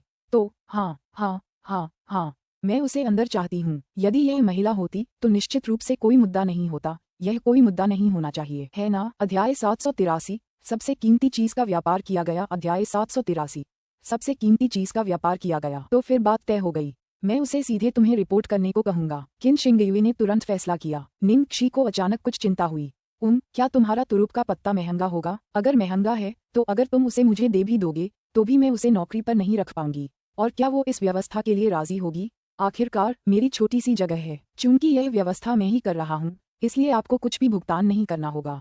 मैंने उसके साथ 5 साल का अनुबंध किया है और अभी 1 साल बाकी है। मैं उसे बाकी बचे साल के लिए आपके पास भेज दूंगा। उसके बाद मैं उसे खुद तय करने दूंगा कि वह आपके साथ रहना चाहती है या मेरे पास लौटना चाहती है। जब निंगक्षी ने ये सुना तो उसने भौहें चढ़ाईं और कुछ सोचा। किन शिंगयू के इस आश्वासन के बावजूद कि उसे कुछ भी खर्च नहीं करना पड़ेगा, ये तुरुप का पत्ता उसकी तरफ से था। चूंकि यह तुरुप का पत्ता एक बेहतरीन कलाकार था तो उसकी सालाना तनख्वाह कम से कम लाखों में तो होगी ही, है ना? और यह सिर्फ एक रूढ़िवादी अनुमान था। जब तक वह अपने छोटे से स्टूडियो में नहीं आ जाती तब तक प्रतीक्षा करें, उसे शायद केवल कम वेतन ही मिल सकता है। यह एक चौंका देने वाला अंतर होगा। आखिरकार निंगशी ने दांत पीसते हुए कहा, ठीक है, मैं अपना सब कुछ दे रही हूँ। मुझे यह व्यक्ति चाहिए। अगर मेरा स्टूडियो 1 साल के अंदर भी नहीं बढ़ा तो मैं उसके साथ बिताए गए समय की भरपाई कर दूंगी। किन शेंग्यू ने अपने सामने खड़ी लड़की को देखा और उसकी आंखों में प्रशंसा की चमक आ गई। चिंता मत करो, मेरा तुरुप का पत्ता भी कोई शौकिया नहीं है। अगर उसे 1 साल बाद सिर्फ बेसिक सैलरी ही मिलेगी तो मुझे उसे तुम्हें देने की कोई जरूरत नहीं है। तुम उसकी क्षमताओं के बारे में निश्चिंत रह सकती हो, लेकिन तुम उसका नेतृत्व कर पाओगी या नहीं ये पूरी तरह तुम पर निर्भर करेगा। ठीक है, मैं समझ गई, निंगशी ने जवाब दिया और सिर हिलाया। ठीक है, मेरे लिए 3 जोड़ी कपड़े तैयार करना याद रखना। ठीक है, किंग शेंगयुए ने अचानक याद दिलाते हुए कहा। इतने सारे, क्या इसलिए कि तुम्हारे पास विकल्प हैं? निंगशी उलझन में थी। किंग शेंगयुए ने उसे घूर कर देखा। नहीं, ये कोई अतिरिक्त विकल्प नहीं है। तीनों सेट तो बहुत ही खूबसूरत होंगे। मैं तीनों ही पहनूंगी। एक सेट सुबह के लिए, एक दोपहर के लिए और एक शाम के लिए। क्या मैं इतने जरूरी मौके पर सिर्फ एक ही सेट पहनूंगी? क्या बात है, तुम हमारे 3 सेट कपड़े पहनने को तैयार हो? निंगशी हैरान रह गई। आप क्या सोचते हैं? मैंने सोचा था कि आप ज्यादा से ज्यादा एक सेट ही पहनेंगे। आखिर वो एक ट्रेंडसेटर थी। किसी नए डिजाइनर के डिजाइन का एक भी सेट पहनना उनके लिए आसान नहीं था। अपनी हैसियत बचाने के लिए बाकी सभी कपड़े अंतर्राष्ट्रीय स्तर के नामी ब्रांड्स के बेहतरीन डिजाइन के होते थे, लेकिन इस बार वो वाकई उनके लिए चलता फिरता बिलबोर्ड बनने को तैयार थी। किन शेंगयुए ने बेपरवाही से कंधे उचका दिए। कोई बात नहीं, आज मैं बहुत अच्छे मूड में हूँ। खुशी से निंगशी को पसीना आने लगा। ठीक है, उसने कभी नहीं सोचा होगा कि उसके आवेगपूर्ण सुझाव से उसे उसकी कल्पना से परे कुछ हासिल होगा। अपने होने वाले देवर को भी काम पर लगाना उचित था। लू जिंगली के साथ 1 सप्ताह तक दौड़ना सार्थक था। उस प्लेबॉय लू जिंगली पर गला फाड़कर चिल्लाना उचित था ताकि उसे पता चले कि लड़कियों को लुभाने के लिए दिल से कैसे जुड़ना है। किन शेंगयुए ने उसकी ओर देखते हुए विचार किया, फिर अचानक उत्सुकता से कहा, अरे, मुझे सच बताओ, क्या तुम मुझे नीची नजर से देखती हो? मेरे पति ने पहले ही मेरे साथ ऐसा व्यवहार किया है, फिर भी मैं अब भी उम्मीद कर रही हूँ कि वह अपना विचार बदल देंगे। निंगशी ने अपना सिर खुजलाया। मेरे गुस्से के कारण मैं किसी को भी जो बेवफा हो कभी वापस नहीं लेती। हालांकि हर किसी का काम करने का अपना तरीका होता है, इसलिए शायद आपके भी अपने कारण होंगे। हाँ, वजहें हैं। किन शेंग्यू ने आह भरी। वह व्यंग्यात्मक मुस्कान के साथ गुदगुदाई, क्योंकि बलिदान बहुत बड़ा था। वह वो था जिसके लिए मैंने अपनी सबसे कीमती चीज का सौदा किया था। मेरे सपने। अध्याय 784। मुझे एक व्यक्ति दिया। अध्याय 784। मुझे एक व्यक्ति दिया। निंगशी जानती थी कि किन शेंग्यू ने यान जुनाओ के लिए अंतर्राष्ट्रीय फैशन जगत छोड़कर इंपीरियल में रहने का फैसला किया था। एक नजरिए से किन शेंग्यू भी उससे काफी मिलती जुलती थी जब उसने सुयान के लिए अपने अभिनय के सपने छोड़ दिए थे। शायद यही वजह थी कि वह उसकी मदद करने से खुद को रोक नहीं पाए। हालांकि किन शेंग्यू की तुलना में उसने जो रास्ता चुना था वह बिल्कुल विपरीत था। हालांकि उन अनमोल चीजों को फिर से पाना और खुद को फिर से खोजना बहुत मुश्किल था, फिर भी उसे अपने फैसले पर कभी पछतावा नहीं हुआ। लू परिवार के पुराने निवास पर। छोटी बच्ची, तुम तो पढ़ाई और काम में ही इतनी व्यस्त रहती हो। हमें तो उम्मीद भी नहीं थी कि तुम खाना भी बना सकती हो। यान रुई गुआन जियाओ द्वारा बनाए गए और मेज पर परोसे गए व्यंजनों को देखकर सुखद आश्चर्यचकित हुई। आज घर पर कोई नहीं था, इसलिए उसने इस अवसर का उपयोग गुआन जियाओ को आमंत्रित करने और उसके साथ व्यक्तिगत रूप से बातचीत करने के लिए किया, ताकि यह पता चल सके कि पिछले कुछ वर्षों में घर से दूर उसका जीवन कैसा रहा है। आखिरकार वह लड़की न सिर्फ अपने व्यवहार में सुंदर और संतुलित थी, उसका ज्ञान भी व्यापक था और उसने अपने कुछ बेहतरीन व्यंजन भी बनाए थे। हालांकि ये आम घर के बने व्यंजन ही थे, फिर भी प्रतिभाओं का ऐसा मेल काफी दुर्लभ था।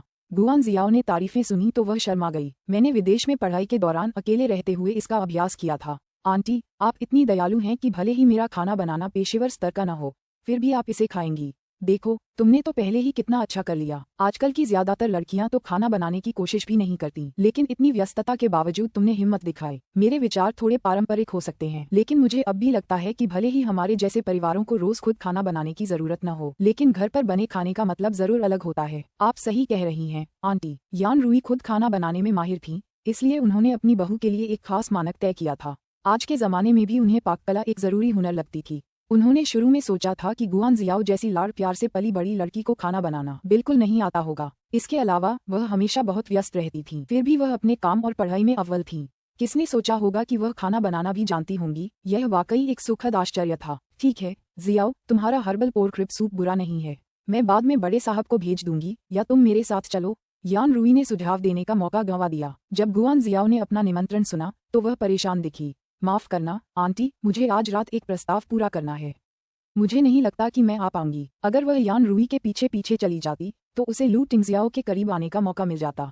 हालांकि लू टिंगजियाओ के इस व्यवहार से वह नाखुश हो सकता था और वह स्पष्ट रूप से जानती थी कि संतुलन कैसे बनाए रखना है ताकि कुछ ऐसा न हो जिससे लू टिंगजियाओ नाराज हो जाए। इसके अलावा लू टिंगजियाओ की अब एक गर्लफ्रेंड थी। अगर वह ज्यादा ही बेपरवाही से पेश आती तो उसकी छवि खराब होती। यान रूई के साथ आना ही काफी था। यान रूई को और भी तसल्ली हुई जब उसने देखा कि उसने कोई जल्दबाजी नहीं की और उसी के अनुसार काम किया। तो कोई बात नहीं, हमारे घर फिर से आने के लिए कोई और दिन निकालो। ठीक है आंटी, गुआन जियाओ ने विनम्रता से उत्तर दिया। प्लेटिनम पैलेस में रेस्तरां में लू जिंगली की आंखें लगभग बाहर निकल आईं, जबकि व्यंजनों से भरी मेज को देखते हुए उसकी लार टपकने लगी। हे भगवान, जियाओ शीशी, क्या तुम पागल हो? तुम सच में पूरा खाना बनाना जानते हो? निंगशी ने अपने हाथ कमर पर रखे और खुश होकर बोली, मैं क्यों नहीं कर सकती? आज मैं बहुत अच्छे मूड में हूँ। यह मेरी खुशी की बात है। लू जिंगली खुश दिख रहा था जब उसने अपनी पसंदीदा मीठी और खट्टी पोर्क पसलियों का एक टुकड़ा उठाया। लगता है मामला आसानी से निपट गया। क्या किन शेंगयुए मान गई? न सिर्फ वह मान गई, बल्कि वह हमारे कपड़ों के 3 पूरे सेट पहनने को भी तैयार है। सुबह, दोपहर और शाम के कपड़े, ये सब अब दोहराया नहीं जाएगा। और उसने मुझे एक व्यक्ति भी दिया, वह भी उसके नीचे का कोई व्यक्ति। इससे पहले कि वह अपनी बात पूरी कर पाती, लू जिंगली ने भेड़िया सीटी बजाई। अध्याय 785, रक्त, पसीने और सौंदर्य के साथ आदान प्रदान। अध्याय 785, रक्त, पसीने और सौंदर्य के साथ आदान प्रदान। ओह भाई, अपनी पत्नी का ख्याल रखना। उस महिला किन ने आपकी पत्नी को एक व्यक्ति दिया? निंगशी ने उसे लात मारी। यह एक औरत है। ओह, उसने आपकी पत्नी को एक औरत दी है। निंगशी अब नाराज हो गई। उसने मुझे मार्केटिंग और सेल्स मैनेज करने के लिए एक मार्केटिंग का तुरुप का पत्ता दिया है, और वो भी एक औरत। लू जिंगली ने विनम्रतापूर्वक उपहास किया। क्या आपके लिए कोई अंतर है कि वह पुरुष है या महिला? निंगशी ने उसे घूरकर देखा, फिर ब्रेस्ड पोर्क का एक नरम टुकड़ा उठाया और लू टिंगजियाओ की ओर दौड़ी, जो लिविंग रूम में कुछ दस्तावेज देख रहा था। लू टिंगजियाओ ने उसकी तरफ देखा, फिर अपना मुंह खोला। भुना हुआ सुअर का मांस उसके मुंह में पिघल गया और बहुत स्वादिष्ट था। उसे यकीन नहीं था कि उसने ये कैसे किया, लेकिन ये बिल्कुल भी चिकना नहीं लगा। लू टिंगजियाओ को कभी भी खाने का शौक नहीं था, लेकिन जब से उसने उसके व्यंजन चखे, उसे समझ में आने लगा कि लू जिंगली को स्वादिष्ट भोजन खाना इतना पसंद क्यों है। जब निंगशी ने उसे खाना खिलाना समाप्त कर दिया तो उसने लू टिंगजियाओ के पास जाकर धीरे से कसम खाई, बिग बॉस, उसकी बकवास मत सुनो। मेरे लिए निश्चित रूप से पुरुष और महिला में कोई अंतर नहीं है। मेरे लिए केवल 2 प्रकार के लिंग हैं, एक बाकी सभी और दूसरे आप। लू जिंगली उल्टी करने के लिए झुकी। उफ, अपनी मीठी बातें संभाल कर रखो, मेरा भाई इतना भोला नहीं है। लू टिंगजियाओ ने घुराघुराहट के साथ जवाब दिया और लू जिंगली अवाक रह गई। लू टिंगजियाओ ने उसे धीरे से याद दिलाया, आखिरकार इस व्यक्ति को किन शेंग्यू से तुरंत आपके पास स्थानांतरित किया गया था, इसलिए आपको ध्यान देना होगा और खुद उसका निरीक्षण करना होगा। मार्केटिंग कोई बच्चों का खेल नहीं है। हालांकि अगर वह वास्तव में किन शेंग्यू का तुरुप का पत्ता है तो उसकी क्षमताएं निश्चित रूप से कोई समस्या नहीं होंगी। बाद में मुझे उसके रिज्यूमे की एक प्रति दे देना और मैं उसे देखने में आपकी मदद करूंगा। निंगशी ने सिर हिलाया। ठीक है, धन्यवाद मेरी प्यारी। लू जिंगली के पास कहने को शब्द नहीं थे। आखिर ये सब कैसे हो गया? वो अभी भी अपनी भूख बरकरार रखना चाहता था। अरे लिटिल ट्रेजर, मेरे चिपचिपे चावल और पोर्क रिब्स नीचे रख दो। उसका ध्यान अभी थोड़ी ही देर के लिए भटका था कि उसने देखा कि लिटिल ट्रेजर उसकी पसंदीदा डिश की आधी प्लेट खा रहा है। लू जिंगली को ऐसा लगा जैसे उसके दिल पर वार हो गया हो। लिटिल ट्रेजर ने बिना किसी हिचकिचाहट के दूसरा निवाला निगलने से पहले पलकें झपकाईं। ओह, मेरा दिल दुख रहा है। लू जिंगली अपनी पोर्क पसलियों की रक्षा के लिए मरने तक तैयार था। तभी एक सुनहरा सिर अचानक दरवाजे से अंदर आ गया। जियान मुये अभी काम खत्म करके घर जाने ही वाला था कि खाने की खुशबू से उसका मन ललचा गया। अरे तुम लोग क्या कर रहे हो? प्रार्थना की तैयारी कर रहे हो? अभी तो नया साल भी नहीं आया है, इतनी बड़ी दावत क्यों? जियान मुये ने अपना काला नकाब उतारा और सीधे अपने हाथों से नमक मिर्च वाला झींगा उठा लिया। ऐसी दावतों में चॉपस्टिक का कोई मतलब नहीं होता। एक बार चखने के बाद ही उसे पता चल गया कि यह निंग कसी का काम है। जियान मुये की आंखें तुरंत चमक उठीं। चाचा, क्या मैं इस खाने पर जोंक लगा सकता हूँ? नहीं। लू जिंगली का तो रोंगटे खड़े हो गए। यहाँ कोई और क्यों है जो मुझसे खाने के लिए लड़ रहा है? ये सब मेरे हैं, ये सब मेरे खून, पसीने और खूबसूरती से बदले गए हैं। सुंदरता, यह मुख्य मुद्दा नहीं है। मुख्य मुद्दा ये है कि क्या तुम सच में इस भोजन पर जोंक लगाना चाहते हो? तुम्हें जबरदस्ती कुत्ते का खाना खिलाया जाएगा। लू जिंगली ने अपना घातक कार्ड इस्तेमाल किया। जियांग मुये ने सोफे पर उन दोनों को देखा और फिर वहीं बैठ गया। कोई बात नहीं, मैं आंखें बंद करके ही खा लूंगा। कई दिन बीत गए थे और आखिरकार वह काफी शांत हो गया था। कुछ बातें हमेशा के लिए टाली नहीं जा सकती। लू जिंगली अवाक थी। जब वे भोजन पर टूट पड़े तो मेज पर अफरा तफरी मच गई। निंगशी को शुरू में चिंता हुई कि उसने बहुत ज्यादा खाना बना लिया है, लेकिन जब उसने जियांग मुये और लू जिंगली को सारा खाना खाते हुए देखा तो उसे कोई चिंता नहीं रही। आधे रास्ते में एक और व्यक्ति अंदर आया। अध्याय 786, छोटे खजाने ने उसे खिलाया। अध्याय 786, छोटे खजाने ने उसे खिलाया। बटलर युआन के बगल में एक खूबसूरत महिला चियोंगसम पहने खड़ी थी। लू जिंगली ने उसके मुंह में भरा खाना एक घूंट में निगल लिया और फिर पूछा, अरे माँ, आप यहाँ क्यों हैं? दादी माँ। जियांग मुये ने भरे मुंह से अभिवादन किया। माँ, लू टिंगजियाओ ने उनका अभिवादन किया, फिर नौकर से उनके लिए कटलरी का एक और सेट लाने को कहा। निंगक्षी लिटिल ट्रेजर के लिए झींगा छील रही थी, तभी उसने देखा कि कौन अंदर आया है, तो वह भी खड़ी हो गई। मैडम लू। जब यान रुई ने निंगक्षी को भी खाने की मेज पर देखा तो वह रुक गई। मैं तुम्हारे लिए सूप भेजने आई हूँ, तुम क्या कर रही हो? क्या आज कोई खास दिन है? तुमने इतना खाना क्यों बनाया है? मुझे भी तो यहाँ है। ओह, कुछ नहीं, मैंने तो बस भाभी की एक छोटी सी मदद की थी, तो उन्होंने मुझे धन्यवाद देने के लिए कुछ व्यंजन बनाए। जब यान रुई ने लू जिंगली को निंगक्षी को भाभी कहते सुना तो वह स्वाभाविक रूप से बहुत खुश नहीं हुई, लेकिन लिटिल ट्रेजर की खातिर उसने कोई शरारत नहीं की। उसने निंगक्षी को शक भरी नजरों से देखा। उसे खाना बनाना आता है, तुम खुद कोशिश करो। लू जिंगली ने अपनी चॉपस्टिक से यान रुई के लिए एक भुना हुआ बैंगन उठाया। यान रुई ने इसे उसके मुंह में डाल दिया। चबाने के बाद उसने भौहें चढ़ाईं और कहा, अरे बदमाश, ये तो जाहिर है रेस्तरां से मंगवाया गया है ना? लू जिंगली का मुंह खुशी से फड़क उठा। ओह प्लीज माँ, ये बैंगन मैंने खुद बगीचे में लगाए थे। लिटिल ट्रेजर ने इन्हें धोया, भाई ने काटा, फिर भाभी ने पकाया। अरे हाँ, उस जियांग मुये ने तो कुछ भी नहीं किया, वो तो हमारे खाने पर जोंक मारने आया है। यान रुई ने लिटिल ट्रेजर को अपने गोल मटोल गालों से गिलहरी की तरह खाते हुए देखा। उसने अपना सिर ऊपर नहीं उठाया और उसने महसूस किया कि उसका दिल गर्मजोशी से भर गया है। बड़ों को छोटों को खाते हुए देखना ज्यादा पसंद था और यान रुई भी कोई अपवाद नहीं थी। वह अपनी नज़र उस छोटे बन से हटाना ही नहीं चाहती थी। छोटा लड़का हमेशा चावल खाने से पहले उन्हें गिनता था, यहाँ तक कि जब वह बदल गया था तब भी उसने उसे पहले कभी इतनी खुशी से खाते नहीं देखा था। कोई आश्चर्य नहीं कि लिटिल ट्रेजर वापस भेजे जाने के बाद मोटा हो गया था। ऐसा लगता है कि यह लड़की पूरी तरह से बेकार नहीं थी। कम से कम उसकी पाककला में कुछ सालों का अभ्यास और प्रशिक्षण तो जरूर होगा। हालांकि यह सिर्फ बैंगन की सब्जी थी, लेकिन जितनी साधारण डिश होती है असल में उतनी ही ज्यादा कुशलता की परीक्षा होती है। उसने पहले बस एक निवाला चखा था, लेकिन वह भी रेस्टोरेंट में मिलने वाली डिश जितनी ही स्वादिष्ट थी। माँ, क्या आप हमारे साथ आना चाहेंगी? लू जिंगली ने पूछा। मैंने खा लिया, तुम लोग खाओ। यान रुई ने अपने छोटे पोते के सिर पर थपथपाया, जबकि उसका ध्यान अपने खाने पर था। छोटे खजाने, धीरे धीरे खाओ, ध्यान रखना कि गला न घुट जाए। लिटिल ट्रेजर को लगा कि उसकी दादी भी खाना चाहती हैं, क्योंकि उसने देखा कि वह उसे खाते हुए देख रही हैं। इसलिए उसने उस बड़े झींगे को देखा जो आंटी जियाओशी ने उसके लिए छीला था और खुद से बहुत संघर्ष किया, फिर अपनी छोटी चॉपस्टिक से उसे यान रुई के मुंह तक पहुंचाया। खाओ दादी माँ। यान रुई उसके स्नेह से हैरान रह गई। उसने झट से अपना मुंह खोला और उसे स्वीकार कर लिया। अरे शुक्रिया मेरे प्यारे पोते, ये बहुत स्वादिष्ट है। दादी, आपने क्या पकड़ा हुआ है? जियांग मुये ने सहजता से पूछा। यान रुई के चेहरे पर एक अजीब सा भाव आ गया। कोई बात नहीं, आज किचन में हर्बल पोर्क रिब सूप बनाया गया था और मैं आप लोगों के लिए भी कुछ लाई हूँ, लेकिन मुझे लगता है कि अभी आप लोग इसे पीने के लिए बहुत ज्यादा भरे हुए हैं, इसलिए इसे ऐसे ही रहने दीजिए। यान रुई ने लिटिल ट्रेजर को कुछ देर तक देखा, फिर उसे फिर से कुछ निवाला खिलाया, फिर वह खुशी खुशी चली गई। वह बुजुर्ग को बताएगी कि लिटिल ट्रेजर ने बाद में उसे खाना खिलाया था। उसे जरूर बहुत जलन होगी। घर जाते हुए यान रुई थोड़ी विचलित थी। आज रात उसने देखा कि टिंगजियाओ, जिंगली, लिटिल ट्रेजर और यहाँ तक कि जियांग मुये भी एक ही मेज पर बैठकर खुशी खुशी खाना खा रहे थे। वाकई कितना अच्छा पारिवारिक माहौल था। लिटिल ट्रेजर भी बिल्कुल एक सामान्य खुशमिजाज बच्ची लग रही थी। जब वह आया करती थी तब का माहौल बिल्कुल वैसा नहीं था। वहाँ ठंड और सन्नाटा था, कोई जीवन नहीं था, और ये सारे बदलाव उस महिला की वजह से हुए हैं। ईमानदारी से कहूँ तो अगर लिटिल ट्रेजर की उस घटना के कारण उस पर कोई दाग नहीं लगा होता, तो जिस तरह से उसने लिटिल ट्रेजर की इतनी अच्छी तरह से देखभाल की थी, उसके आधार पर वह शायद बस यही करती। अध्याय 787। मैं जिस आदमी को चुनती हूँ वह गलत कैसे हो सकता है? अध्याय 787। मैं जिस आदमी को चुनती हूँ वह गलत कैसे हो सकता है? यान रुई के जाने के बाद लू जिंगली ने लापरवाही से पोर्क रिब सूप का कंटेनर खोला। हालांकि ओल्ड रेजिडेंस के शेफ की कुशलता अच्छी थी, फिर भी वह उसे खाते खाते बहुत पहले ही ऊब गया था। उसे लगा कि उसका स्वाद रेस्टोरेंट के शेफ्स के बनाए सूप जैसा ही है। हालांकि उनके सूप का स्तर फिर भी काफी अच्छा था। लू जिंगली ने चम्मच से उसे मुंह में डाला, लेकिन पीते ही उसने उसे थूक दिया। हे भगवान, ये तो बहुत ही भयानक है।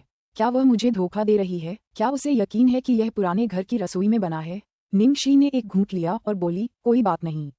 हालांकि यह उतना बढ़िया नहीं है, फिर भी ठीक है। तुम बस बहुत ज्यादा नखरेबाज हो रही हो, है ना? लू टिंगजियाओ ने बिना कुछ कहे सूप को देखा। अचानक लू जिंगली को कुछ सूझा और बोली, मुझे यकीन है कि यह सूप शायद गुआन जियाओ ने बनाया होगा, वरना मेरी माँ इसे यूं ही क्यों भेजती? शायद वह थोड़ी शेखी बघारना चाहती थी, लेकिन मेरे भाई शी के पूरे खाने के आगे तो ये कुछ भी नहीं था। हा हा हा हा हा। रात के खाने के बाद लू जिंगली और जियांग मुये जल्दी से चले नहीं गए। वे सोफे पर बैठकर टीवी देखने लगे। क्योंकि उन्होंने बहुत अधिक खा लिया था, वे हिल नहीं सकते थे। निंगक्षी लिटिल ट्रेजर के साथ कुछ सुडोकू खेलने गई, फिर समय देखा और लू टिंगजियाओ से कहा, बिग बॉस, अब मेरा समय खत्म हो रहा है, मैं अपनी फिल्म देखने जा रही हूँ। लू टिंगजियाओ ने सिर हिलाया, हम सड़क पर सावधान रहना।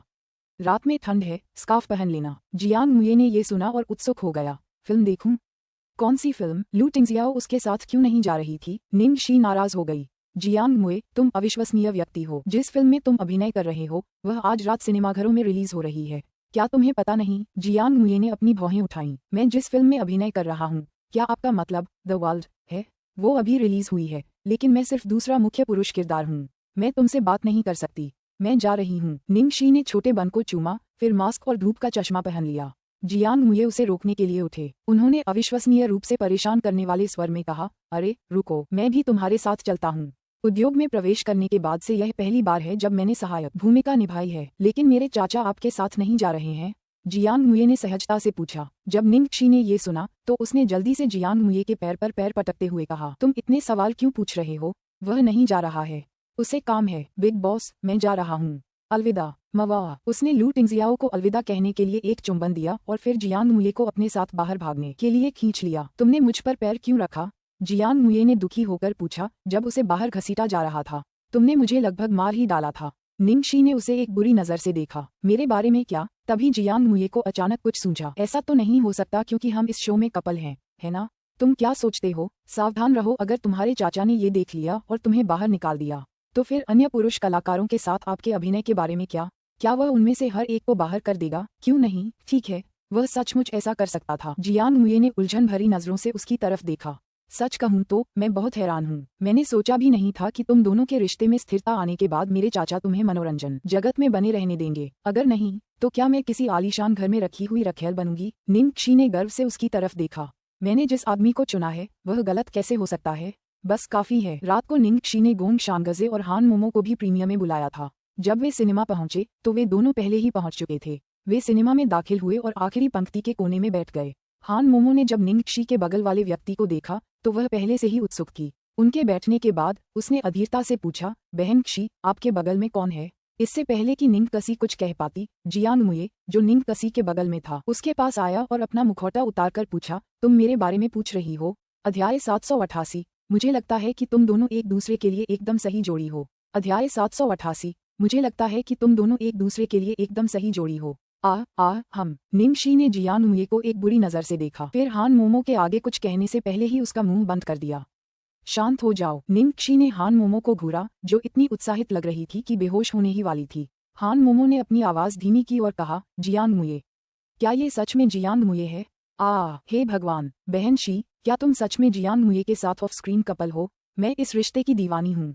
मुझे लगता है तुम दोनों एक दूसरे के लिए बहुत अच्छी हो। मिल जाओ। जियांग मुये ने कुर्सी पर हाथ टिकाया और सिर झुकाकर यह सुनकर खुश हुआ। अरे, ये बहुत कम होता है कि तुम्हें अच्छी नजर वाली लड़की मिले। क्या तुम्हारे पास पेन है? अरे नहीं, क्या करूं? मैं एक खरीदने जाऊंगा। हान मोमो घबरा गया। मेरे पास एक है। गोंग शांगजे जहां भी जाते अपने साथ कलम और कागज ले जाते। जियांग मुये ने कलम और कागज लेकर उस पर सहजता से हस्ताक्षर कर दिए। हान मोमो इतनी भावुक हो गई कि वह लगभग बेहोश हो गई। फिर उसने कागज निंग कसी को दिया और विनती की, बहन कसी, मुझे भी तुम्हारा चाहिए। निंग शी अवाक रह गई, लेकिन फिर भी उसने उसे अपना ऑटोग्राफ दे दिया। फिर उसने देखा कि हान मोमो ने वास्तव में उसके और जियांग मुये के नामों के चारों ओर एक बड़ा दिल का आकार बनाया था। उसने कभी नहीं सोचा होगा कि जियांग मुये का इतना बड़ा शिपर था और उसके बगल में यह वास्तव में रहस्यमय था। शांगजे, आपका पसंदीदा सेलिब्रिटी कौन है? मुझे वास्तव में कोई भी सेलिब्रिटी पसंद नहीं है। बहन शी, क्या आपकी गिनती भी है? हा, बिल्कुल। फिल्म शुरू होने में अभी कुछ मिनट बाकी थे। थिएटर लगभग पूरा हाउसफुल था। आखिर इस फिल्म के दोनों मुख्य किरदार उस समय के सबसे लोकप्रिय सितारों में से एक थे। इसके अलावा जियांग मुये भी थे, जो बॉक्स ऑफिस की गारंटी थे। भले ही उनकी सिर्फ एक सहायक भूमिका ही क्यों न हो, उनके सैकड़ों प्रशंसक पहले से ही ऑनलाइन टिकट बेच रहे थे। निंग शी को फिल्म में एकमात्र नया कलाकार माना जा सकता है। अंततः स्क्रीन पर विज्ञापन समाप्त हुआ और फिल्म शुरू हुई। निंग शी ने गहरी सांस ली। मैं घबरा रही हूँ। आखिरकार यह उनकी पहली फिल्म का पहला दिन था। हालांकि द वर्ल्ड निवेश और लाइनअप के मामले में मजबूत थी, फिर भी आज अन्य फिल्में भी रिलीज हुई, जैसे सु यिमो की स्टारी सी, एक प्रसिद्ध कॉमेडी निर्देशक की जॉयफुल ओकेजन, और एक अन्य हॉलीवुड फिल्म। कोई कह सकता है कि स्क्रीन उद्योग के उस्तादों से भरी हुई थी, इसलिए प्रतिस्पर्धा कड़ी थी। पहले दृश्य में निंग जुएलुओ के किरदार सुपीरियर यिंगरोग का हत्या के आरोप में पीछा किया जा रहा था। कथानक रोमांचक था, जिसने सभी को तुरंत कहानी से बांध लिया। निंग जुएलुओ के कई प्रशंसक उत्साह में धीरे धीरे चीख रहे थे। इसके बाद फिल्म में 2 मुख्य पात्रों को दिखाया गया। सुपीरियर यिंगरोंग ने गलती से नायक को बचा लिया और हत्या से बचने के लिए उसे महल में घुसना पड़ा और उसने नायक के साथ मिलकर तरह तरह के लोगों से लड़ना शुरू कर दिया। दरअसल इसे एक सशक्त महिला प्रधान फिल्म माना गया था। सुपीरियर यिंगरोंग का किरदार बेहद शानदार था और उसने आसानी से प्रशंसकों को आकर्षित कर लिया। उसकी जीवन कहानी दुखद थी, फिर भी वह एक महिला जो गेलियांग वन जैसी चतुर थी। अंततः अपनी पहचान के कारण वह पुरुष नायक की रानी नहीं बन सकी और दाकिंग राजवंश की सबसे महत्वपूर्ण महिला प्रधानमंत्री बन गई। मुख्य महिला किरदार एक बेहतरीन भूमिका थी और उसे जाहिर तौर पर एक अच्छे पूरक की जरूरत थी। सहायक दुष्ट किरदार के रूप में निंग शी की भूमिका निस्संदेह निंग जुएलुओ को पूर्णता प्रदान करने के लिए थी। आखिरकार हान मोमो ने निंग शी को स्क्रीन पर इतना घिनौना किरदार निभाने के लिए डांटना चाहा। बहन शी, तुम एक्टिंग में बहुत अच्छी हो। उसने सचमुच बहुत से नफरत करने वालों को आकर्षित किया था। अध्याय 789, आप पहले से ही एक गैंगस्टर हैं। अध्याय 789, आप पहले से ही एक गैंगस्टर हैं।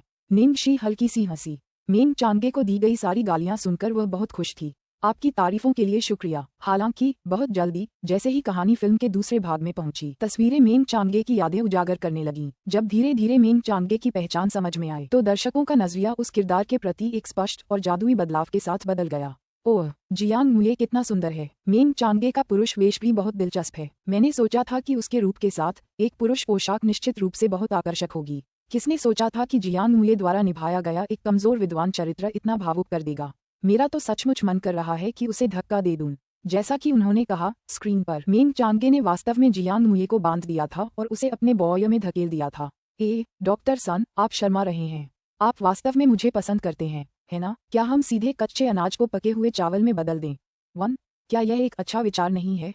पूरे सिनेमाघर में चीखें और जोरदार हंसी सुनाई दे रही थी। हे भगवान! ये ट्रेलर का वह हिस्सा है जहां मुये को बांधा जाता है।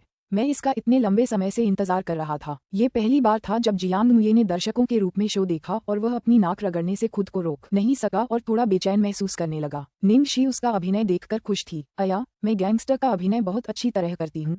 क्या तुम्हें ऐसा नहीं लगता, ब्लॉन्डी? मेरे गधे, तुम तो अभिनय भी नहीं कर रहे हो। तुम तो पहले से ही एक गैंगस्टर हो। इस दृश्य के बाद लालटेन महोत्सव में निंग शी और जियांग मुये का पहला चुंबन दृश्य था और भीड़ की प्रतिक्रिया उनकी अपेक्षा से भी अधिक पागलपन भरी थी। वो चीखें पूरी छत उड़ा देने वाली थीं। हे भगवान, मुझे इस जोड़े से प्यार हो रहा है। वे इतने प्यारे कैसे हो सकते हैं? ओह, मेरा जवान दिल, ये पिघल रहा है। सच कहूँ तो मुझे हमेशा लगता था कि जियांग मुये ने एक दबंग, स्नेही सीईओ के रूप में कई मुख्य भूमिकाएं निभाई हैं, लेकिन उनकी कोई भी भूमिका दिल को छूने वाली नहीं थी। मैं ये भी नहीं बता सकता कि उन्हें मुख्य महिला पात्र से कितना प्यार था, लेकिन इस फिल्म में मैंने सचमुच उनकी आंखों में प्यार देखा। वास्तव में यह उस तरह का है जो दबा हुआ है, छिपा हुआ है और उसके दिल के कोने में गहराई से दबा हुआ है। उस तरह का गहरा प्यार जो व्यक्त होना चाहता है लेकिन जिसके लिए साहस नहीं है और जिसे जाहिर नहीं किया जा सकता है। जियांग मुये के साथ अच्छी जोड़ी बनाने के बारे में अपने आसपास हो रही चर्चाओं को सुनकर निंग शी बहुत आभारी थी कि शैतान मौजूद नहीं था, वरना शो को संभवतः बंद कर दिया जाएगा। जियांग मुये उदास दिख रहा था।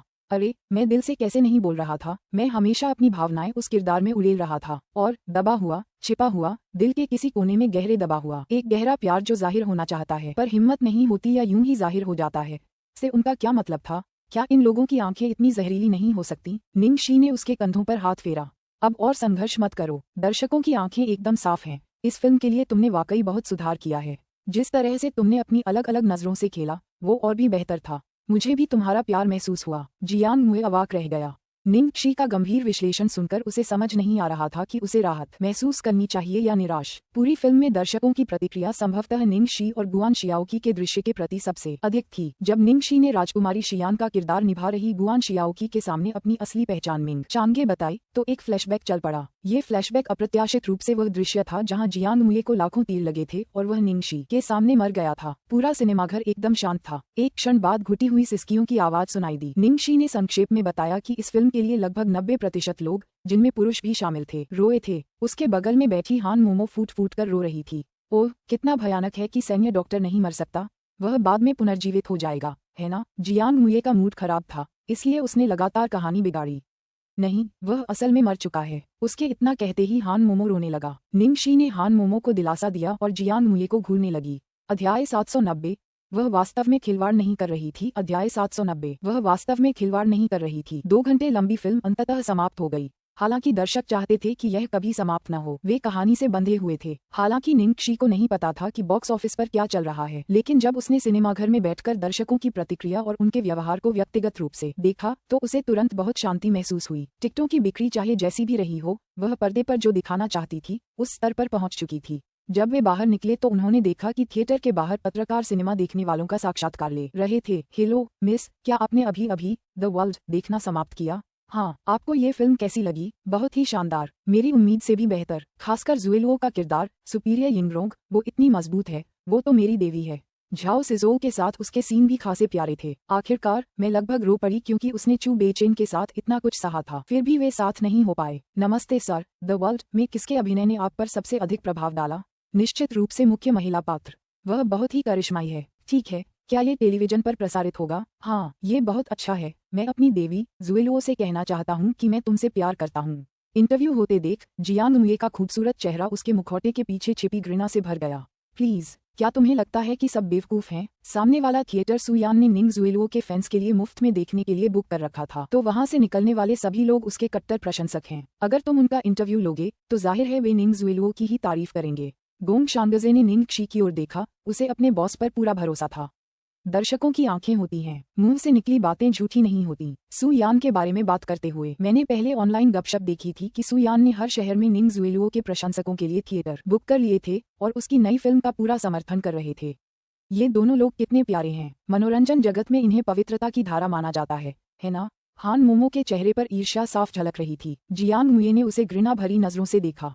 पवित्रता, छोटी बच्ची, उन चीजों पर आसानी से विश्वास मत करो जिनकी तुमने सिर्फ ऊपरी सतह देखी है। जियांग मुये ने थोड़ी चिंता से निंगक्षी को देखा। शुक्र है कि निंगक्षी के चेहरे पर बहुत शांति थी। ऐसा लग रहा था जैसे उसने सु यान को पूरी तरह से छोड़ दिया हो, लेकिन इसमें कोई आश्चर्य की बात नहीं थी। कहावत है कि पुराने प्यार को भुलाना इसलिए मुश्किल होता है क्योंकि नए प्यार अच्छे नहीं होते।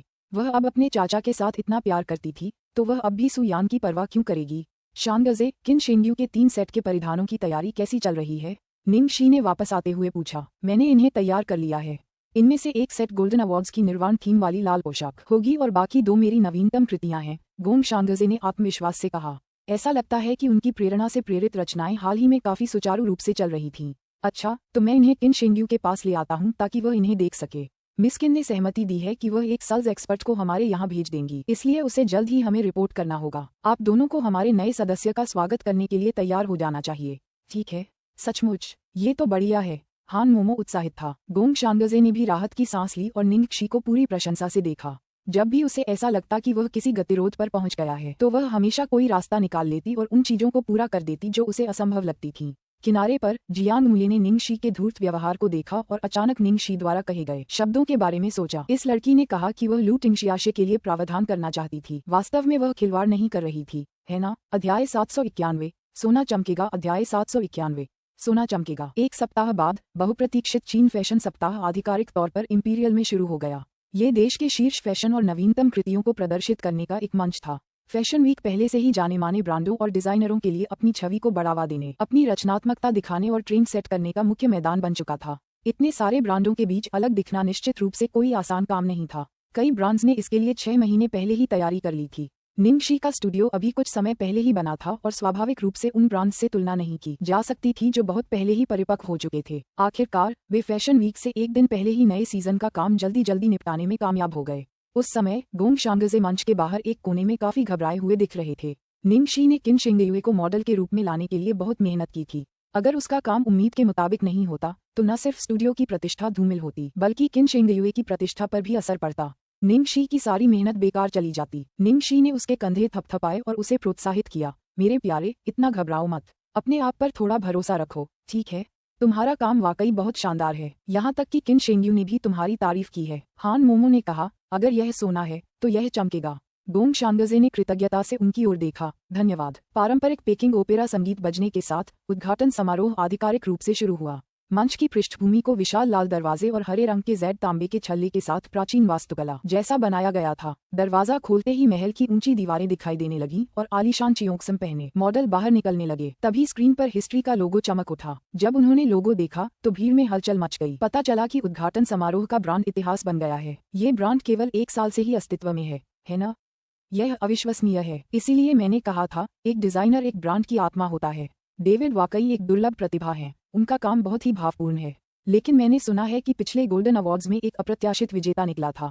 उसने तो डेविड को भी हरा दिया था। गोल्डन अवार्ड्स के गुमनाम डिजाइनर का काम वाकई मंत्रमुग्ध कर देने वाला था। लेकिन अफसोस की बात है कि उनकी शैली हिस्ट्री से काफी मिलती जुलती है।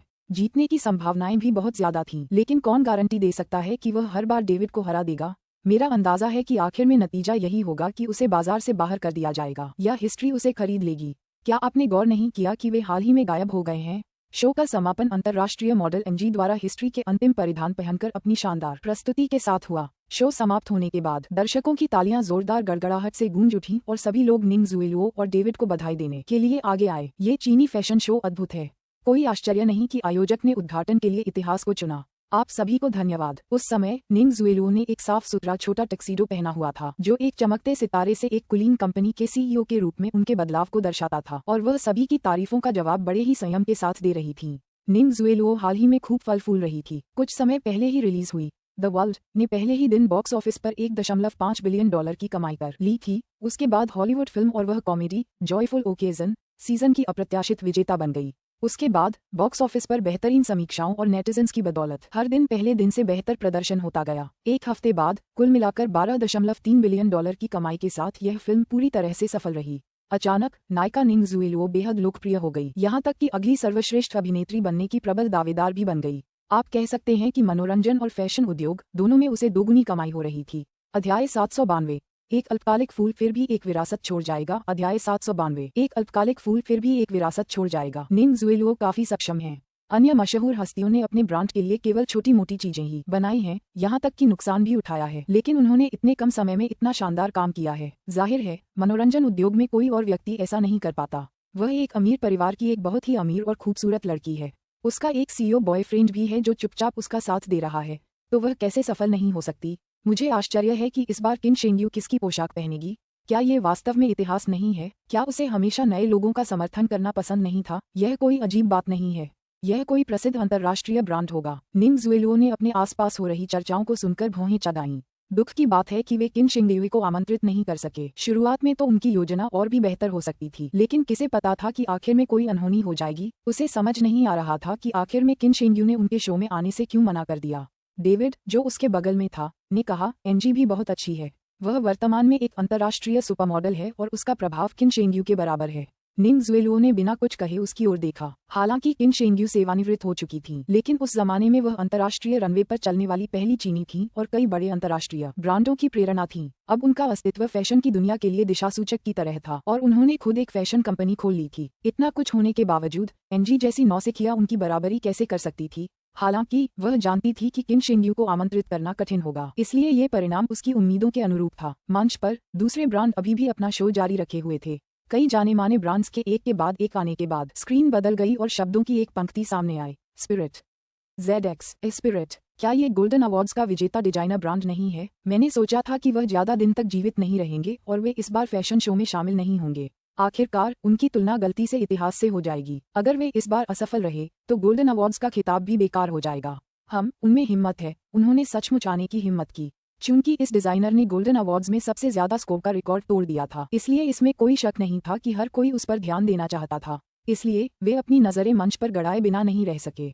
लोग जितना ज्यादा अनुमान लगा रहे थे, वे उतने ही ज्यादा कठोर हो सकते थे। स्पिरिट वाकई मुश्किल में थी। मॉडल्स रनवे पर चलने लगीं। जैसे ही पहला आउटफिट सामने आया, सब अचानक शांत हो गए। कुछ ही पल बाद पूरा हॉल विस्मयकारी ध्वनियों से भर गया।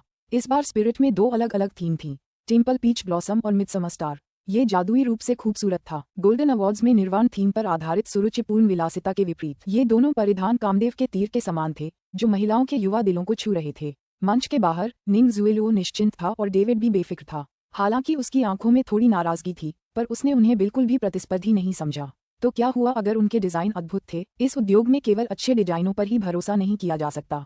उन्होंने गोल्डन अवार्ड भी जीत लिया था, लेकिन उसका क्या? पुराने ग्राहक अब भी सिर्फ अपने ब्रांड पर ही भरोसा करते थे और किसी क्षणिक प्रदर्शनी पर आसानी से भरोसा नहीं करते थे। एक ऐसे ब्रांड पर जिसकी प्रतिष्ठा अगले ही पल गिर सकती थी और उनकी सामाजिक हैसियत भी गिर सकती थी। आखिरकार वे उच्च श्रेणी के ग्राहकों को लक्ष्य कर रहे थे। कपड़े उनके चेहरे की प्रतिष्ठा के बराबर थे, इसलिए उन्हें बहुत सावधान रहना पड़ा।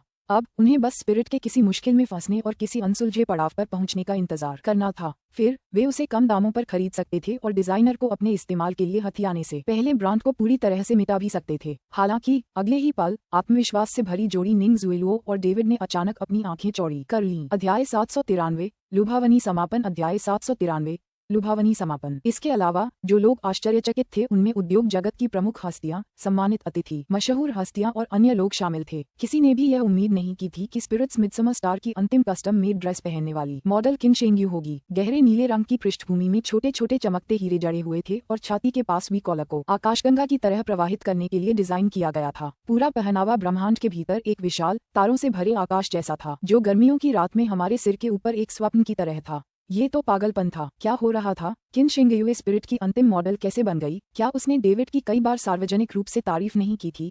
फिर भी इतने महत्वपूर्ण अवसर पर उसने डिजाइनर ZX का परिधान पहना था जिसने पिछली बार डेविड को हराया था। क्या वह ये जता रही थी कि वह रहस्यमय डिजाइनर डेविड से ज्यादा काबिल है? वहां उपस्थित सभी अतिथि, सार्वजनिक हस्तियां और उद्योग के डिजाइनर पहले से ही इसकी तह तक जाने के लिए उत्सुक थे। अंततः सुबह का शो समाप्त हो गया। मंच के बाहर पत्रकारों को लंबे समय से इसकी प्रतीक्षा थी। उन्होंने लंबे समय तक इंतजार किया जब तक कि किन शेंग्यू अंततः मंच के पीछे से प्रकट नहीं हुई और उसने एक अलग पोशाक पहन ली। उसने क्लासिक चीनी शैली की कढ़ाई वाला एक आग जैसा लाल गाउन पहना हुआ था। चौड़ी स्कर्ट घुटनों तक जल रही थी, जिससे उसकी खूबसूरत पतली टांगें दिखाई दे रही थीं। जो लोग जानते थे वे तुरंत पहचान गए कि यह गोल्डन अवार्ड विजेता डिजाइनर ZX की निर्वाण थीम वाली पोशाकों में से एक थी। मिस किन, क्या मैं पूछ सकता हूँ कि क्या आपने इस समय स्पिरिट का परिधान पहना हुआ है? हाँ मिस किन, क्या मैं पूछ सकता हूँ कि आपको स्पिरिट ब्रांड इतना पसंद क्यों है? किन शेंग्यू ने अपनी स्कर्ट को हल्के से सहलाया और भटकती आंखों से उसने तथ्यात्मक रूप से पूछा, क्या यह अभी भी एक प्रश्न है? उस समय किन शेंग्यू की आभा और पोशाक एक दूसरे के साथ पूरी तरह से सामंजस्य बिठा रही थी, जिसने व्यवहारिक रूप से सभी को आश्चर्यचकित कर दिया। इससे कोई फर्क नहीं पड़ता कि यह किन शेंग्यू का व्यक्तित्व, आभा या आकृति थी, उसने पोशाक को बहुत अच्छी तरह से मेल किया। खैर, इसकी कोई जरूरत नहीं है।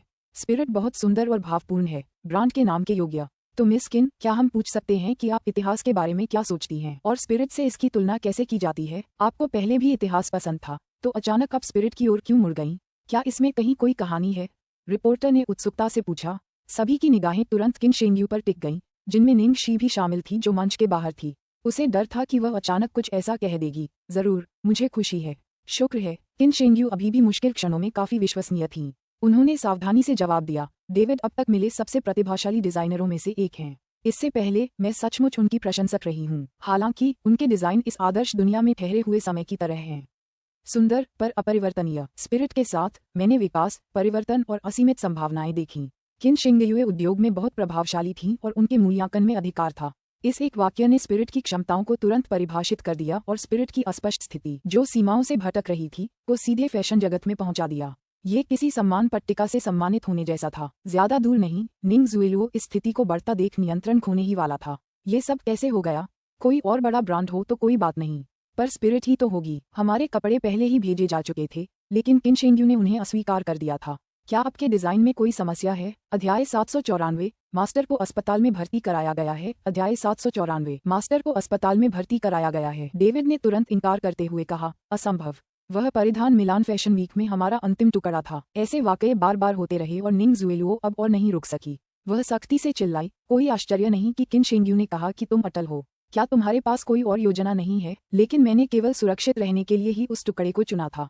यद्यपि डेविड ये कह रहा था, फिर भी अंदर ही अंदर वह घबराने लगा था। वह कह सकता था कि पिछली बार यह एक आकस्मिक संयोग था, लेकिन इस बार स्पिरिट के अन्य डिजाइनों को देखने के बाद उसका अपराध बोध से प्रेरित भय बढ़ने लगा था। आखिरकार अब उसके पास जो कुछ भी था वह असल में चोरी हो चुका था। दिन में जितनी ज्यादा शोहरत और तारीफें उसे मिलती, रात में उसे ये सब खोने का उतना ही ज्यादा डर लगता। सबसे अहम बात ये थी कि उनके डिजाइन ड्राफ्ट में भारी कमी थी। हालांकि उन्होंने गुप्त रूप से गोंग शांगजे की शैली की नकल करने के लिए लोगों के एक बड़े समूह को भर्ती किया था, फिर भी अगर उनकी कृतियां पूरी तरह से नकल की जाती तो भी उत्पाद मूल से मेल नहीं खा सकते थे। ऐसा नहीं हो सकता था। उसे पूरी तरह से जांच करनी थी कि वह ZX असल में कौन था। जितना ज्यादा वह उस व्यक्ति का काम देखता, उतना ही ज्यादा डरता। उसे ये भ्रम भी हो रहा था कि यह वाकई गोंग शांगजे का डिजाइन है, लेकिन ऐसा कैसे हो सकता था? गोंग शांगजे राख से उठ ही नहीं सकते थे। इसके अलावा उनके इरादे उस ऊंचाई तक नहीं पहुंच सकते थे। रात में कार्यक्रम समाप्त होने के बाद डेविड का मूड खराब था और वह निंग ज़ुएलुओ को छोड़कर अकेला चला गया था। जैसे ही वह अपनी कार में बैठने वाला था, उसने अचानक अपनी आंख के कोने से उस आकृति को देखा जो हर रात उसके बुरे सपनों में दिखाई देती थी। Gong gong शांगजे। डेविड बुरी तरह डर गया। जैसे ही वह पास जाने वाला था, वह व्यक्ति कार में बैठ चुका था और उसकी नजरों से ओझल हो गया। डेविड तभी शांत हुआ जब कार काफी देर तक चली गई। वह बहुत ज्यादा तनाव में रहा होगा। उसने जरूर। उस व्यक्ति का रूप रंग और हेयर स्टाइल बहुत फैशनेबल था। गोंग शांगजे इतने मैले कुचले कपड़े कैसे पहनता होगा। पहले निकली कार के अंदर निंगक्षी ने रियरव्यू मिरर में देखा और पूछा, वह व्यक्ति डेविड था, है ना? क्या उसने तुम्हें पहचाना? गोंग शांगजे ने भी स्पष्ट रूप से यह बात नोटिस की और उन्होंने मुस्कुराते हुए कहा, मुझे ऐसा नहीं लगता। आखिरकार मैं भी अपने वर्तमान रूप में खुद को नहीं पहचान सकता। निंगक्षी ने सिर हिलाया, तुम सही हो। हान मोमो उत्सुकता से बोला, इससे पहले डायरेक्टर गोंग कैसे दिखते थे? अगर तुम्हें पता ही न हो तो बेहतर है, इससे तुम्हारी कल्पनाएं बर्बाद हो जाएंगी। जैसे ही उसने ये कहा, अचानक उसका फोन बज उठा। कोई अनजान नंबर था। निंगक्षी ने संदेह से उसे उठाया। Hello miss. जैसे ही यह बात पूरी हुई, एक उत्तेजित आवाज बोली। निंगक्षी हिचकिचाई। आप मांगू हैं? सिर्फ दादाजी के पास बैठा बूढ़ा नौकर ही उसे इस तरह बुलाता था। हाँ, मैं ही हूँ मैडम, जल्दी से अस्पताल जाइए। मास्टर को अस्पताल में भर्ती कराया गया है। मदर वू का स्वर अविश्वसनीय रूप से दुखी लग रहा था। क्या? निंगक्षी ने चीखते हुए अपनी कार सड़क किनारे खड़ी कर दी। उसका चेहरा पीला पड़ गया था। दादाजी कैसे हैं? मास्टर अचानक घर पर बेहोश हो गए। डॉक्टर ने कहा कि इस बार शायद वह बच न पाएं। मैंने देखा कि यंग मास्टर्स ने आपको सूचित नहीं किया था, इसलिए मैंने सोचा कि बस फोन कर दूं। मास्टर जिस व्यक्ति को सबसे ज्यादा देखना चाहते हैं, वह निश्चित रूप से आप ही हैं। मदर वू के स्वर से ऐसा लग रहा था जैसे वह सचमुच चाहती थी कि मास्टर उन्हें आखिरी बार देख लें। ये कैसे हुआ? कौन सा अस्पताल है? मैं तुरंत वहां जा रहा हूँ। अध्याय 795। मैं चाहता हूँ कि आपके पास कोई ऐसा व्यक्ति हो जिस पर आप भरोसा कर सकें। अध्याय 795। मैं चाहता हूँ कि आपके पास कोई ऐसा व्यक्ति हो जिस पर आप भरोसा कर सकें। मुझे माफ करना, मेरे दादाजी बीमार हैं। मुझे तुरंत अस्पताल जाना है, इसलिए मैं शायद आप लोगों को नहीं भेज पाऊंगा। कोई बात नहीं बहन शी, जल्दी जाओ। तुम्हारे दादाजी बहुत महत्वपूर्ण हैं। हम खुद ही टैक्सी ले लेंगे। ठीक है, ख्याल रखना। बॉस, ज्यादा चिंता मत करो, सावधानी से गाड़ी चलाओ। मैं करूंगा। गोंग शांगजे और हान मोमो को अलविदा कहने के बाद निंगक्षी तुरंत मदर वू द्वारा दिए गए अस्पताल के पते पर पहुंची। गाड़ी चलाते हुए उसने मदर वू को फोन करके हालचाल पूछा। मदर वू, आखिर हुआ क्या था? मैं कुछ दिन पहले ही दादाजी से फोन पर बात कर रही थी। क्या वो पूरी तरह स्वस्थ नहीं थे? माँ वू ने आह भरी। मास्टर तो बस तुम्हें सांत्वना दे रहे थे। तुम इस परिवार की स्थिति जानती हो। पहले युवा मास्टर केवल गोद ली हुई बेटी के बारे में सोचते हैं, जबकि दूसरे युवा मास्टर की 2 नाजायज बेटियां रोज इतना हंगामा करती हैं। मालिक ने इतने सालों तक इंतजार किया, फिर भी वे अपने परपोते के वंश को आगे बढ़ाने का इंतजार नहीं कर सके। जैसे जैसे उनकी उम्र बढ़ती गई, उनके दिल की समस्या भी गंभीर होती गई। दरअसल मास्टर को सबसे ज्यादा चिंता तुम्हारी थी। कम से कम मिस शिन की रक्षा के लिए उसकी मां तो है, लेकिन तुम्हारा क्या मिस? उन्हें चिंता थी इस बात की कि उनके गुजर जाने के बाद तुम अकेली हो जाओगी और तुम्हारा कोई सहारा नहीं होगा। इससे पहले वह आपकी शादीशी परिवार के युवा मालिक से करवाना चाहता था, ताकि आने वाले दिनों में आपके पास निर्भर रहने के लिए कोई हो। निंगक्षी ने ये सारी बातें चुपचाप सुनी। उसकी भावनाएं अवर्णनीय थीं।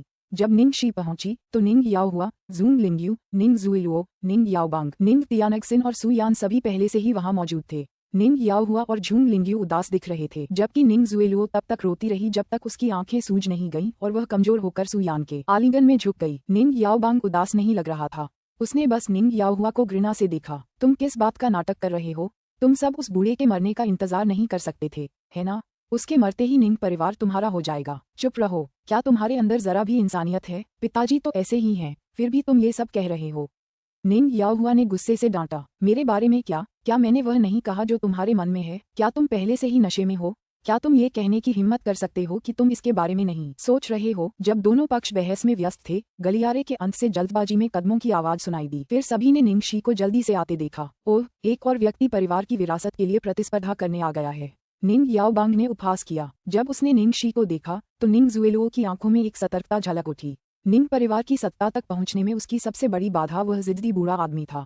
उसके चले जाने के बाद सर्वोच्च सत्ता निंग याओ हुआ के हाथ में आ जाती। निंगक्षी के प्रति उस बूढ़े आदमी के पक्षपात के बिना निंग याओ हुआ और जूंग लिंगयू निश्चित रूप से उसके पक्ष में होते। तब निंग परिवार की सत्ता आसानी से हासिल की जा सकती थी। जहां तक दूसरे परिवार की बात है, तो कमजोर और अयोग्य निंग याओबांग और कमजोर स्वभाव वाली निंग तियानक्सिन तो कोई खतरा भी नहीं थे। बूढ़ा आदमी तो कंपनी उनके हाथों में छोड़ ही देगा। अब उसे बस यही चिंता थी कि अगर बूढ़ा आदमी मरने से ठीक पहले आवेग में आ गया और उसने अपने सारे शेयर निंगक्षी को बिना सोचे समझे दे दिए, तो सब खत्म हो जाएगा। बेशक इसकी संभावना बहुत कम थी, इसके अलावा निंग याओहुआ ऐसा बिल्कुल नहीं होने देगा। बूढ़े व्यक्ति के व्यक्तित्व के आधार पर वह संभवतः उसे एक हिस्सा देगा ताकि यह सुनिश्चित हो सके कि उसकी अच्छी तरह से देखभाल की जा रही है। हालांकि वह उसे कुछ न करने के लिए शेयर और बोनस देने को तैयार नहीं थी, फिर भी उसे एक छोटी शेयरधारक के रूप में रहने देना और कंपनी पर उसका नियंत्रण देखना ठीक था। अध्याय 796 वह इस सर्दी को नहीं काट पाएगा। अध्याय 796 वह इस सर्दी को नहीं काट पाएगा। तुम यहाँ क्या कर रही हो? निंग याओहुआ का चेहरा निंग क्षी को देखते ही सख्त हो गया। जाहिर है उसे ये भी डर था कि वह उस नाजुक पल में सब कुछ बिगाड़ देगी।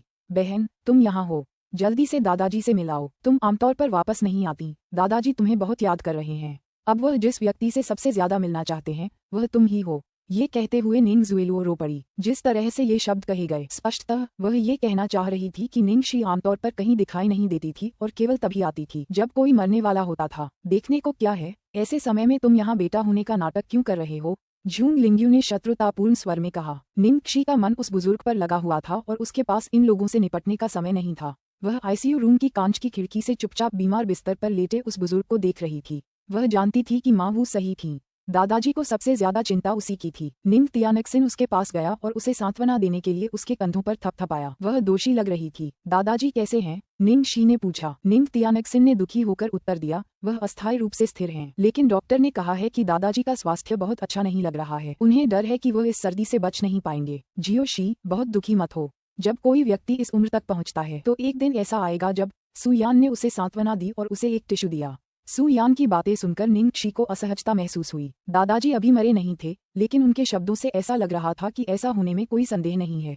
उस समय वार्ड में एल्डर निंग ने अचानक धीरे से अपनी आंखें खोली और खिड़की के बाहर निंग शी की ओर देखा, संघर्ष करते हुए मानो वह कुछ कहना चाहता हो। नर्स ने श्वास सहायक उपकरण हटा दिया और बुजुर्ग की बात सुनने के लिए पास झुकी। फिर उसने दरवाजा खोलकर बाहर आकर पूछा, मरीज ने कहा है कि वह मिस शियाओ शी से मिलना चाहता है।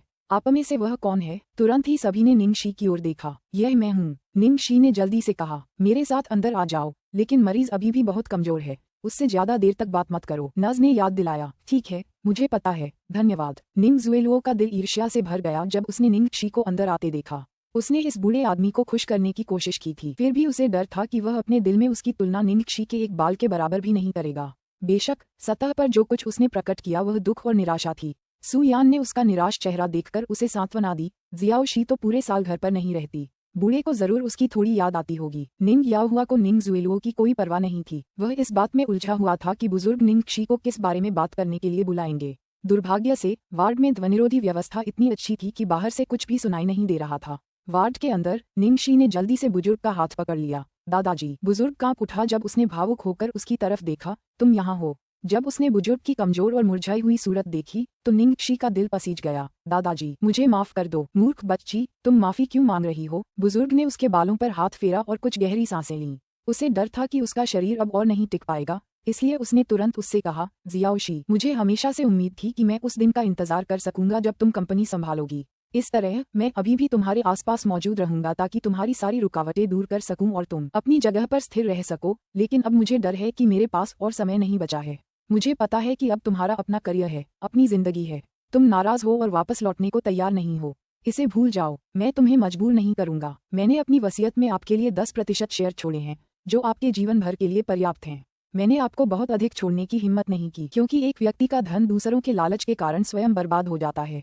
यह आपके लिए बुरी खबर लाएगा। अध्याय 797 मैंने उसे जन्म दिया। अध्याय 797 मैंने उसे जन्म दिया। दादाजी, ऐसा कहना बंद करें, आप ठीक हो जाएंगे। आपको मुझे सांत्वना देने की जरूरत नहीं है, मैं खुद अपने शरीर को जानता हूँ। मैंने सोचा था कि मैं कुछ और साल रुक सकता हूँ और इंतजार कर सकता हूँ, कम से कम तब तक इंतजार करें जब तक आप सभी अपना परिवार शुरू नहीं कर लेते और अपना करियर स्थिर नहीं कर लेते। दादाजी, अब और मत बोलो, जल्दी से आराम करो, निंग जू ने आग्रह किया। जब तक आशा की किरण थी तब तक वह प्रतीक्षा कर सकता था, लेकिन उसके दादाजी को स्पष्ट रूप से पता था कि यदि वह और अधिक प्रतीक्षा करेंगे तो भी कोई आशा नहीं बचेगी। उन्होंने दूसरे बेटे के परिवार को व्यवसाय सौंपने की हिम्मत नहीं की, लेकिन उनके पहले बेटे की बेटी इतनी दृढ़ और करियर के प्रति इतनी समर्पित थी कि वह निंग परिवार में वापस आकर कंपनी में शामिल होने की बिल्कुल भी उम्मीद नहीं कर सकती थी। उसके काम की प्रकृति के कारण शादी और बच्चे पैदा करने का कोई भी विचार अनिश्चित था। एक व्यक्ति एक सांस के लिए ही जीता है, एक बार यह सांस खत्म हो जाने पर शरीर अनिवार्य रूप से मुरझा जाता है। निंग शी जब वार्ड से बाहर निकली तो वह असामान्य रूप से गंभीर दिख रही थी। तुम्हारे दादाजी ने तुमसे क्या कहा? निंग याओहुआ ने उसे बाहर जाते हुए देखा तो उसने तुरंत पूछा।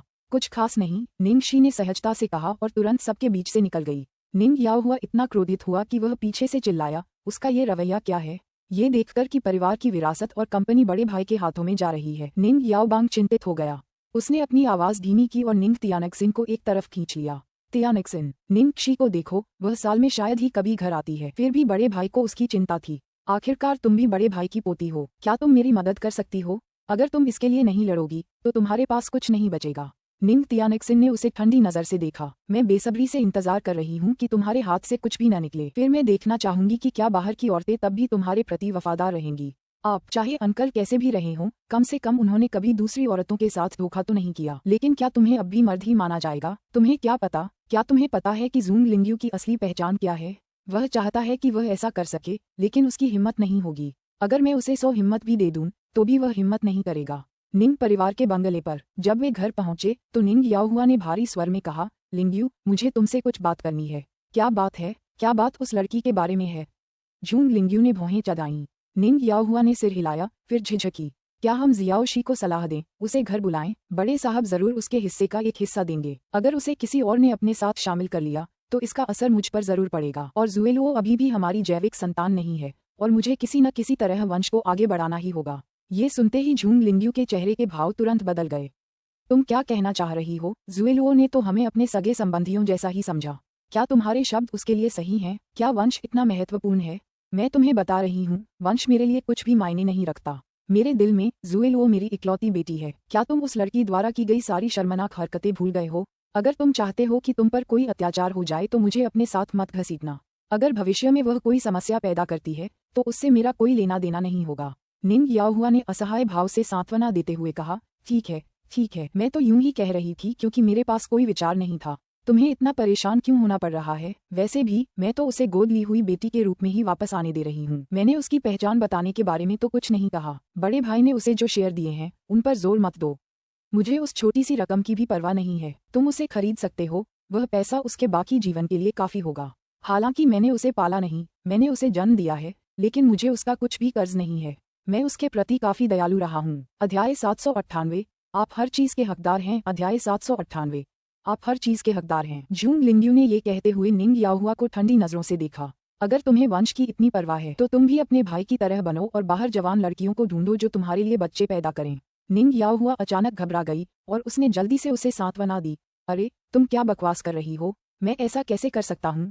क्या तुम्हें अभी भी मेरे प्रति अपनी भावनाओं के बारे में यकीन नहीं है? जैसे ही दोनों लोग धीमी आवाज में बात कर रहे थे, निंग जुएलुओ सूप का कटोरा लेकर रसोई से बाहर आ गया। माँ, पिताजी, मुझे चिंता थी कि आप बेचैन हो जाएंगे और आपको गर्मी लग रही होगी, इसलिए मैंने आपके लिए सोने से पहले पीने के लिए सफेद फंगस वाले कमल के बीजों का सूप बनाया है। आपको आराम मिलेगा। दादाजी को पहले ही अस्पताल में भर्ती कराया जा चुका है, इसलिए आप दोनों को अपनी सेहत का ध्यान रखना होगा। जूंग लिंग्यू ने जल्दी से सूप लिया और उसे प्यार से देखा। अरे ठीक है अच्छी बच्ची, आज तुम बहुत थकी हुई होगी। दिन में तुम फैशन वीक में व्यस्त थी और फिर जैसे ही वह खत्म हुआ तुम्हें आराम करने का भी समय दिए बिना अस्पताल बुला लिया गया। तुम्हें जल्दी आराम करना चाहिए। ये सब काम नौकरों पर छोड़ दो। माँ, मैं ठीक हूँ, मैं थका नहीं हूँ। जूंग लिंग्यू ने अपनी बेटी की ओर स्नेह से देखा, जिसका पालन पोषण उसने बहुत अच्छे से किया था, और आह भरते हुए बोली, जुएलुओ, बूढ़ा आदमी शायद इस बार नहीं आ पाएगा। तुम्हें तब कंपनी में शामिल होना होगा। मुझे बस चिंता है कि तुम और भी ज्यादा व्यस्त और थकी हुई हो जाओगी। फिर उसने निंग याओहुआ को चेतावनी भरी नजर से देखा और उसे उन अनुचित विचारों को त्यागने का संकेत दिया। निंग याओहुआ चुप ही रह सकता था। आखिरकार उसकी मौजूदा स्थिति अस्थिर थी और उसे अभी भी जूंग लिंग्यू और सु परिवार पर निर्भर रहना था। जब निंग जुएलुओ ने ये सुना तो उसने अपनी आंखों में छिपी खुशी को छिपाया और जल्दी से कहा, माँ, मैं अभी भी जवान हूँ। ये वास्तव में कड़ी मेहनत करने का सबसे अच्छा समय है। थोड़ी कठिनाई और थकान कुछ भी नहीं है। इसके अलावा जब तक मैं पिता और माँ की मदद कर सकती हूँ, मैं पहले से ही बहुत खुश हूँ। जूंग लिंग्यू ने उसका हाथ छुआ और कहा, मुझे पता है कि तुम सबसे ज्यादा आज्ञाकारी हो। तुम हमेशा मेरी बेटी रहोगी। तुम इस सब की हकदार हो। जब तक मैं यहाँ हूँ कोई भी तुम्हें छोटा नहीं समझ सकता। निंग याओहुआ खांसते हुए बोला, स्वाभाविक रूप से मेरे लिए भी यही बात लागू होती है। निंग जुएलुओ आंखें नीची किए सिसकियां रोक नहीं पाए। शुक्रिया माँ, शुक्रिया पापा। जब से मुझे अपने पिछले जन्म के बारे में पता चला है, मैं डर से कांप रही हूँ। ऐसा लग रहा है जैसे दुनिया मुझ पर टूट पड़ेगी। मुझे सच में समझ नहीं आ रहा कि मैंने क्या गलती की। अचानक एक ही रात में मेरा घर नहीं रहा और जिन माता पिता से मैं बेहद प्यार करती थी वे भी मेरे माता पिता नहीं रहे। जूंग लिंग्यू को लगा जैसे उसका दिल काट दिया गया हो। बिल्कुल नहीं, पिताजी अब भी तुम्हारे पिता हैं और मैं अब भी तुम्हारी माँ हूँ। ये सब कभी नहीं बदलेगा। निंग याओहुआ भी भावुक हो गया। तुम्हें हमने पाला है। अगर तुम हमारी जैविक संतान नहीं हो तो क्या हुआ, हमारे दिल में तुम बहुत पहले ही हमारी सच्ची बेटी बन चुकी हो। यहाँ बहुत सारे बच्चे हैं जो जैविक होते हुए भी संतान नहीं हैं और वे तुम्हारी आधी संतानों से भी तुलना नहीं कर सकते। तुम हमारा गौरव हो, हमारे निंग परिवार का भाग्यशाली सितारा हो। क्या तुम भूल गए? तुम्हें फिर से ऐसे बकवास विचार करने की अनुमति नहीं है। देर रात प्लेटिनम पैलेस में निंग शी अपार्टमेंट लौटने की तैयारी कर रही थी, लेकिन उसने पाया कि वह गाड़ी चलाकर यहाँ आ रही है। देर हो चुकी थी, इसलिए उसे यकीन नहीं था कि लू टिंगजियाओ सो चुकी है या नहीं। निंग शी दरवाजे के बाहर झिझक रही थी कि अचानक गेट अपने आप खुल गया। लू टिंगजियाओ अपने पजामे में दरवाजे पर खड़ा था। निंग, इससे पहले कि वह अपनी बात पूरी कर पाता, निंग शी दौड़कर उसके गले लग गई। क्या हुआ? लू टिंगजियाओ ने भौहें चढ़ाकर तेजी से पूछा। जैसे ही निंग शी ने उन्हें देखा, उसने अपनी सारी दबी हुई कमजोरियों को बाहर निकाल दिया और भारी आवाज में कहा, मेरे दादाजी बीमार पड़ गए हैं, हालत बहुत गंभीर है। डॉक्टर ने कहा है कि इस बार शायद वे बच न पाएं। अध्याय 799, मुझे थोड़ा खजाना उधार दो। अध्याय 799, मुझे थोड़ा खजाना उधार दो। चिंता मत करो, पहले अंदर आओ, फिर बात करो। लू टिंगजियाओ उसे जल्दी से अंदर ले आया, उसे सोफे पर बैठाया, फिर उसके लिए एक गिलास गर्म दूध डाला। निंग शी दूध का गिलास पकड़े हुए कुछ देर तक उसे देखती रही, फिर दृढ़ता से बोली, मेरे दादाजी मेरे लिए सबसे ज्यादा चिंतित हैं। लू टिंगजियाओ, मैं एक लड़के को ढूंढना या किराए पर लेना चाहती हूँ जो मेरा बॉयफ्रेंड बनकर मेरे दादाजी से मिल सके, ताकि उन्हें भरोसा हो। तुम मुझे क्यों नहीं लाते? लू टिंगजियाओ ने पूछा। वह, मैं तुम्हें लेकर आया हूँ। निंग शी दंग रह गई। लू टिंगजियाओ ज्यादा खुश नहीं दिख रही थी। क्या उसने उसके बारे में सोचा भी नहीं था? निंग शी ने तुरंत प्रतिक्रिया व्यक्त की और कहा, मेरा मतलब ये है कि अगर मैं तुम्हें ले जाऊं तो मेरे दादाजी शायद आश्वस्त नहीं होंगे, बल्कि हैरान होंगे। ऐसे समय में अगर आप किसी और को भी ले आएं, तो भी वह आप पर और भी ज्यादा विश्वास नहीं करेगा। आप सिर्फ मुझे ही ला सकते हैं। लू टिंगजियाओ का स्वर दृढ़ था। क्या ऐसा है? अगर तुम मुझे नहीं लाओगे तो और किसे लाओगे? लू टिंगजियाओ ने उसकी ओर देखकर पूछा। निंग शी ने उसे कमजोरी से देखा। क्या मुझे ईमानदार होना चाहिए? निंग शी ने सिर खुजलाया। दरअसल मैं शी शिकीब को अपने साथ लाना चाहती थी ताकि उसकी पहचान छुपाई जा सके, क्योंकि उसकी पहचान ज्यादा उपयुक्त है और दादाजी हमेशा से उसे पसंद करते रहे हैं। इसलिए अपनी बात पूरी करने से पहले ही निंग शी को खतरे का आभास हो गया। उसने झट से लू टिंगजियाओ का हाथ पकड़ लिया और बोली, अरे मुझे लगता है दादाजी तुम्हें जरूर ज्यादा पसंद करेंगे। चलो, मैं तुम्हें कल ले आऊंगी। लू टिंगजियाओ ने उसे देखा। बेशक वह जानता था कि उसकी चिंता जायज थी। अपनी पहचान के कारण बुजुर्ग के लिए यह मानना मुश्किल होगा कि वह ईमानदार है। हो सकता है कि वह उसे स्वीकार ही न करे। तुम जिस बात को लेकर चिंतित हो, मैं उसका समाधान कर दूंगा। लू टिंगजियाओ ने लड़की की ओर देखा और उसे आश्वासन दिया। दुख की बात है कि प्रेमी तो तुरंत मिल सकता है, लेकिन परपोते की इच्छा पूरी नहीं हो सकती।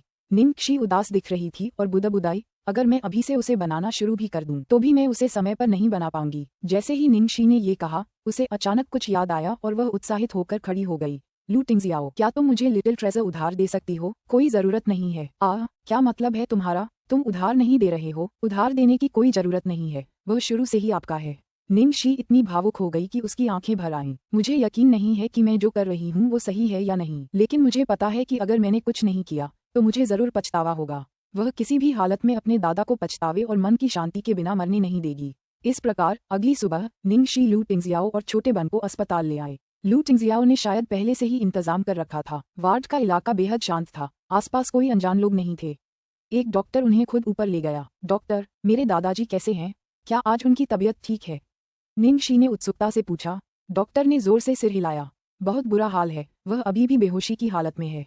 अगर हालात ऐसे ही बिगड़ते रहे तो मुझे डर है कि अगले 2 दिनों में सब कुछ ठीक हो जाएगा। क्या? निंग शी के चेहरे का भाव अचानक बदल गया। वह शुरू में इस बात को लेकर झिझक रही थी कि क्या वह अपने दादा से लिटिल ट्रेजर के बारे में झूठ बोलेगी, लेकिन अब वह इसकी ज्यादा परवाह नहीं कर सकती थी। निंग शी ने गहरी सांस ली और वार्ड का दरवाजा धक्का देकर खोला। दादाजी, मैं आपसे मिलने आया हूँ। बीमार बिस्तर पर पड़े बुजुर्ग की हालत कल से भी ज्यादा खराब लग रही थी। निंग शी की आवाज सुनकर उसने बस अपनी आंखें थोड़ी ऊपर उठाईं। जियाओक्षी, अध्याय 800। यह आपका परपोता है। अध्याय 800। यह आपका परपोता है। दादाजी, यह मैं हूँ। निंग शी बिस्तर के पास आई। माफ करना दादाजी, मैं आपसे कुछ बात छुपा रही थी। मेरी मुलाकात किसी ऐसे व्यक्ति से हुई है जिसे मैं पसंद करती हूँ। दरअसल हम पहले से ही साथ हैं, लेकिन अपने काम की वजह से मैं किसी को बता नहीं सकती, इसलिए मैंने कभी किसी को नहीं बताया।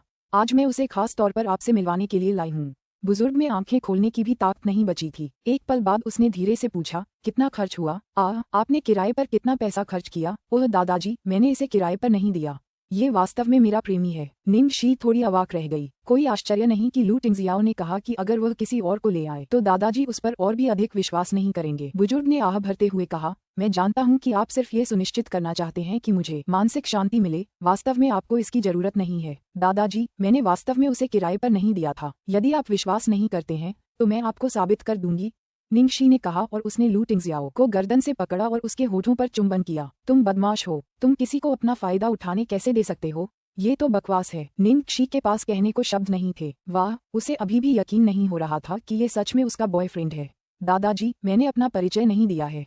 मेरा उपनाम लू है और मेरा नाम लू टिंगजियाओ है। मैं वर्तमान में लू कॉर्पोरेशन में हूँ और वास्तव में जियाओ शी के साथ रिश्ते में हूँ। बुजुर्ग एकदम से दंग रह गया। साथ ही उसने आंखें खोलने की बहुत कोशिश की और धीरे से सामने खड़े आदमी का जायजा लिया। रुको, तुमने खुद को कौन बताया था? लू क्या? लू टिंगजियाओ। दादाजी, लू टिंगजियाओ को किराए पर देने के लिए मुझे कितने पैसों की जरूरत होगी? निंग शी ने बेबसी से कहा। वह लू टिंगजियाओ है। लू टिंगजियाओ ने अपनी जेब से एक पहचान पत्र निकाला और उसे बुजुर्ग के हाथ में रख दिया। बुजुर्ग की अभिव्यक्ति संदेह से आश्चर्य में बदल गई। ठीक है दादाजी, मैंने आपसे एक और बात छिपाई है, निंग शी ने लिटिल ट्रेजर का हाथ पकड़ते हुए कहा, जो लू टिंगजियाओ के पीछे आज्ञाकारी भाव से इंतजार कर रहा था। यह आपका परपोता है। पहले तो बुजुर्ग अभी भी नींद में डूबा हुआ था और उसकी समझ में कुछ खास नहीं था, लेकिन जब उसने अचानक निंग शी को एक मुलायम और सफेद छोटे बन को आगे बढ़ाते देखा और परपोता शब्द सुना तो उसकी आंखें चौड़ी हो गईं। क्या कहा? बड़े भाई लगभग बिस्तर से कूद पड़े और निंग शी डर गई, इसलिए उसने जल्दी से उन्हें संभाल लिया। दादाजी, ज्यादा भावुक मत होइए, अपना ध्यान रखिए। निंग शी केवल अस्थायी रूप से ही उसकी सहायता कर सकी। बुजुर्ग ने तुरंत अपने कांपते हाथ फैलाए और बिना पलक झपकाए लिटिल ट्रेजर को घूरने लगा। उसे डर था कि कहीं वह गायब न हो जाए। पर दादा के पास आओ। लिटिल ट्रेजर ने मुड़कर निंग शी की तरफ देखा, फिर निंग शी की उत्साहवर्धक निगाहों के नीचे आज्ञाकारी ढंग से बुजुर्ग के पास गया। उसने भी अपना हाथ आगे बढ़ाया और बुजुर्ग का हाथ थाम लिया। जैसे ही उस नन्हे हाथ ने उसकी हथेली पकड़ी, बुजुर्ग की आंखों से आंसू बहने लगे। उसका शरीर जोर से कांपने लगा। क्या ये सचमुच मेरा परपोता है? निंग शी की आंखें भी लाल हो गई थीं, फिर भी वह निश्चित नहीं थी कि उसे क्या जवाब दे। लू टिंगजियाओ ने उत्तर दिया, हाँ लिटिल ट्रेजर, जियो शी के साथ मेरा बच्चा है। जब लिटिल ट्रेजर ने ये सुना तो उसने भी सिर हिलाया। वह माँ और पिता का बच्चा था।